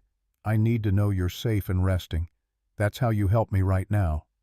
He wanted to argue, wanted to insist on staying, but he saw the genuine need in her eyes. She was trying to protect him the only way she knew how, by creating distance before the media storm destroyed everything in its path. Okay, but we're not done. This conversation, we're not done. We're not done, Victoria agreed. She touched his bruised throat gently, her expression anguished. I'm sorry he hurt you. I'd take 1,000 bruises if it meant keeping you alive. She made a sound that was half sob, half laugh. That's exactly the kind of thing that makes this impossible to walk away from, even temporarily. They stood there for another moment, holding each other in the quiet of her office while the world waited outside. Then duty called, and they separated, rebuilding their professional distance like armor against the chaos to come. Jake left Sterling Tower at 4:30 a.m., his body aching and his mind spinning. The city was still dark, the streets empty except for delivery trucks and insomniacs. He rode the bus home in a daze, watching dawn break over Seattle's skyline, painting the clouds in shades of pink and gold that seemed impossibly beautiful after the violence of the night. Mrs. Chen was asleep on his couch when he arrived, a blanket tucked around her thin shoulders. He woke her gently, thanked her profusely, and promised to tell her everything later. She looked at the bruises on his throat with worried eyes, but didn't ask questions, just patted his hand and shuffled back to her own apartment. Emma was sprawled across her narrow bed, one arm flung over her stuffed rabbit, peaceful and completely unaware that her father had nearly died. Jake stood in her doorway and watched her breathe, letting the simple reality of her existence anchor him back to what mattered most. He'd built his entire life around keeping this little girl safe and loved. And somehow, impossibly, he'd found room in that life for Victoria Sterling, a woman who needed protection and connection just as desperately as Emma did, even if she'd spent years pretending otherwise. Jake showered carefully, avoiding the bruises, and fell into bed as sunlight streamed through his window. He slept fitfully, dreams full of falling lights and gunshots, and Victoria's voice saying his name like a prayer. He woke to Emma bouncing on his bed at 8 a.m., her dark hair wild around her face. "Daddy, you're home. Mrs. Chen said you had to work really late." She stopped bouncing, her eyes going wide. "What happened to your face?" Jake sat up carefully, every muscle protesting. "I had an accident at work, but I'm okay, sweet girl, just a little banged up." "Did you fall?" "Something like that." He pulled her into a hug, breathing in the scent of her strawberry shampoo. "But I'm fine now, and I'm home, which is what matters." They made breakfast together, slightly burnt pancakes and orange juice, while morning cartoons played in the background. Jake's phone buzzed constantly with messages he ignored, letting the world outside wait while he focused on this small, perfect moment of normalcy. But eventually, reality intruded. Around 10 a.m., his phone rang with a number he recognized as Lauren's direct line. "Mr. Morrison, I'm calling on behalf of Ms. Sterling. She wanted you to know that her statement has been released and the interview went well. The board is meeting this afternoon to address the situation formally." "How is she?" A pause. "Functioning, which is about all any of us can say right now." Lauren's voice softened slightly. "She asked me to tell you specifically that security has been enhanced across all facilities, that Marcus and his co-conspirators are in custody, and that you should take the next few days off to recover." "I don't need—" "It's not a request, Mr. Morrison. It's a direct order from Ms. Sterling. She's quite insistent." Another pause. "Between you and me, she needs to know you're safe and resting. It's the only thing keeping her focused right now." Jake closed his eyes, understanding the subtext. Victoria was using his safety as a focal point to get through the crisis, something concrete to hold on to when everything else was chaos. "Tell her I'm taking care of myself, and that I'll be here when she needs me." "I will. And Mr. Morrison, thank you for everything you've done for her."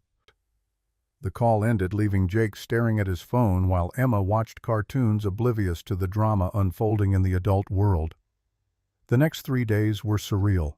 The story dominated every news cycle: attempted assassination, corporate conspiracy, the brilliant young CEO who'd survived multiple attempts on her life.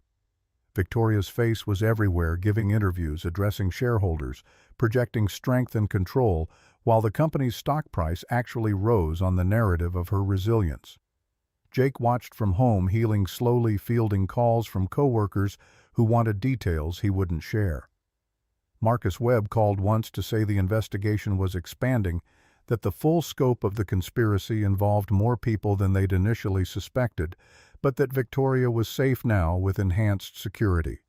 She didn't call, didn't text, and Jake understood that too. She was in crisis management mode, every moment scheduled and strategic, no room for personal complications.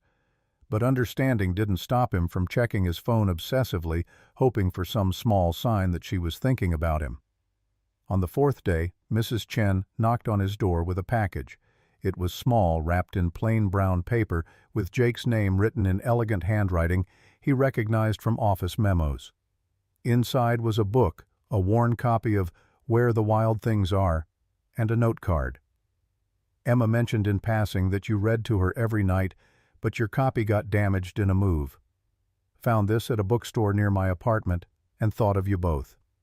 Thank you for understanding why I need space right now. It doesn't mean I've forgotten what you said or what I said or what happened between us, just that I need to build something stable before I can let myself want something personal. I hope that makes sense. I hope you'll wait a little longer. V. Jake sat on his couch holding the book and reading the note 3 times, something warm and painful expanding in his chest. She'd remembered a throwaway comment about a children's book had gone out of her way to replace it, was asking him to wait while she rebuilt her world. He texted back simply, "Take all the time you need. I'm not going anywhere." Her response came 6 hours later, after what must have been another brutal day of meetings and media. "Thank you for being patient with me, for seeing me even when I'm terrible at letting people close." 4 weeks after Marcus's arrest, the board announced a formal investigation into the company's security protocols and integration processes for acquired companies. Gregory Whitmore resigned, citing personal reasons, though industry gossip suggested he'd been forced out for his opposition to Victoria's leadership during the crisis. 3 other board members went with him, replaced by people who actually supported her vision. The product launch that had been interrupted by the assassination attempt was rescheduled. Jake, back at work after his mandated rest, personally verified every system in the auditorium 3 times before the event, checking and rechecking every connection, every safety system, every possible point of failure. When the launch finally happened, it went flawlessly. Victoria commanding the stage with absolute confidence, the technology performing perfectly, 300 people witnessing her triumph over everyone who'd tried to destroy her. Jake watched from the control booth, managing systems remotely, and felt pride so fierce it hurt. She'd survived assassination attempts, corporate conspiracy, and a hostile board. And she was still standing, still fighting, still extraordinary. When the event ended and the crowd dispersed, his earpiece crackled with a voice he hadn't heard directly in weeks. "Jake, are you still in the building?" His heart stopped. "Yes. Control booth. Can you meet me at my office in 20 minutes? Of course. Those 20 minutes were the longest of his life. Jake tried not to read too much into the request, tried not to hope, but his hands were shaking when he finally knocked on her office door. "Come in." Victoria stood by her window, backlit by Seattle's evening lights, still in the navy suit she'd worn for the launch. But her hair was down, falling in waves across her shoulders, and when she turned to face him, her expression was vulnerable in a way he hadn't seen since that night on the floor of her office. "Hi." "Hi," Jake replied, staying near the door, uncertain of his welcome. "The launch went perfectly. Your work on the systems was flawless. Just doing my job." "Is that what you're doing? Just your job?" Victoria crossed the room slowly, stopping 3 feet away. "Because I've spent 4 weeks trying to convince myself that's all this is: professional gratitude for someone who saved my life, appreciation for an excellent employee. Nothing more complicated than that." Jake's pulse hammered. "Did it work?" "No." She smiled sadly. "Turns out I'm terrible at lying to myself when it comes to you. I tried, Jake. I really tried to rebuild my walls, go back to the way things were before you walked into my life. But every night I'd finish whatever crisis needed managing, and I'd think about that book I bought for Emma, about the way you held me when I was falling apart, about how you threw yourself at a man with a gun without hesitation because you couldn't stand the thought of me being hurt. Victoria, let me finish. She took a breath, steadying herself. I've spent 4 weeks watching you from a distance, seeing how you interact with other staff, how patient you are with every request, how you've never once demanded my attention or made this about your needs. And I realized something: you're not waiting for me to become someone different. You're just waiting for me to be ready. That's more than anyone's ever given me. You're worth waiting for. I don't know if that's true. I'm still figuring out how to be a person instead of just a position, still learning how to trust people's intentions, still terrified that if I let myself want you, something will destroy it. Something might. That's the risk of letting people close. But I think the alternative, spending your life alone to avoid the possibility of getting hurt, that's worse. Victoria laughed, the sound watery. When did a maintenance technician get so wise? I'm not wise. I'm just a single dad who knows what it's like to build walls because trust is too expensive. Jake moved closer, closing the distance between them. But somewhere along the way you made me want to tear those walls down, made me believe that maybe it was possible to have more than just survival. What do you want, Jake? If I can figure out how to make space for something personal in my life, what does that look like to you? He thought about Emma, about the fragile stability they'd finally achieved, about the risks of mixing his world with Victoria's empire, thought about every reason this was complicated and difficult and potentially disastrous. Then he thought about Victoria's vulnerability when she'd confessed that he saw her, about the way she'd cried when he'd nearly been strangled, protecting her, about 4 weeks of careful distance that hadn't diminished what he felt, only clarified it. I want to take you to dinner somewhere quiet where we can talk without crisis management or corporate politics. I want to introduce you to Emma eventually when we're both sure this is something real and lasting. I want to know what makes you laugh when you're not being the ice queen. And I want you to know that no matter how complicated this gets, I'm choosing you consciously, deliberately. Not because you're the CEO or because you changed my life with a job promotion, but because you're Victoria, and I care about you more than I've cared about anyone in longer than I can remember. Tears spilled down Victoria's cheeks, but she was smiling. I don't know how to date. I've spent my entire adult life focused on proving myself worthy of this company. Personal relationships were always secondary, temporary. Then we'll figure it out together. No expectations except honesty. We try, and if it doesn't work, at least we tried.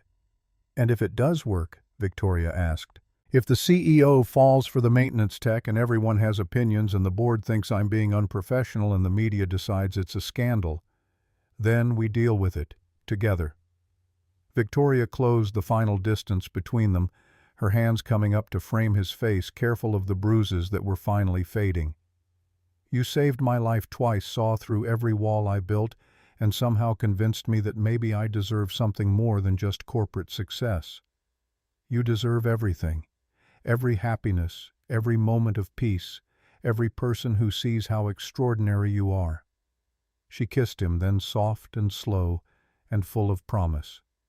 And when they broke apart, both of them were crying and laughing and holding on to each other like they'd finally found something worth fighting for. Dinner sounds perfect, Victoria whispered against his lips. But fair warning, I have no idea how to be normal about any of this. Good thing I'm not looking for normal. Just real. Just you. They stood there in her office, wrapped around each other, watching the city lights spread below them like fallen stars. And Jake Morrison, worn-out maintenance tech, single father, invisible man, knew with absolute certainty that he'd found exactly what he'd been looking for without even knowing he was searching. Not a fairy tale. Something better. Something real.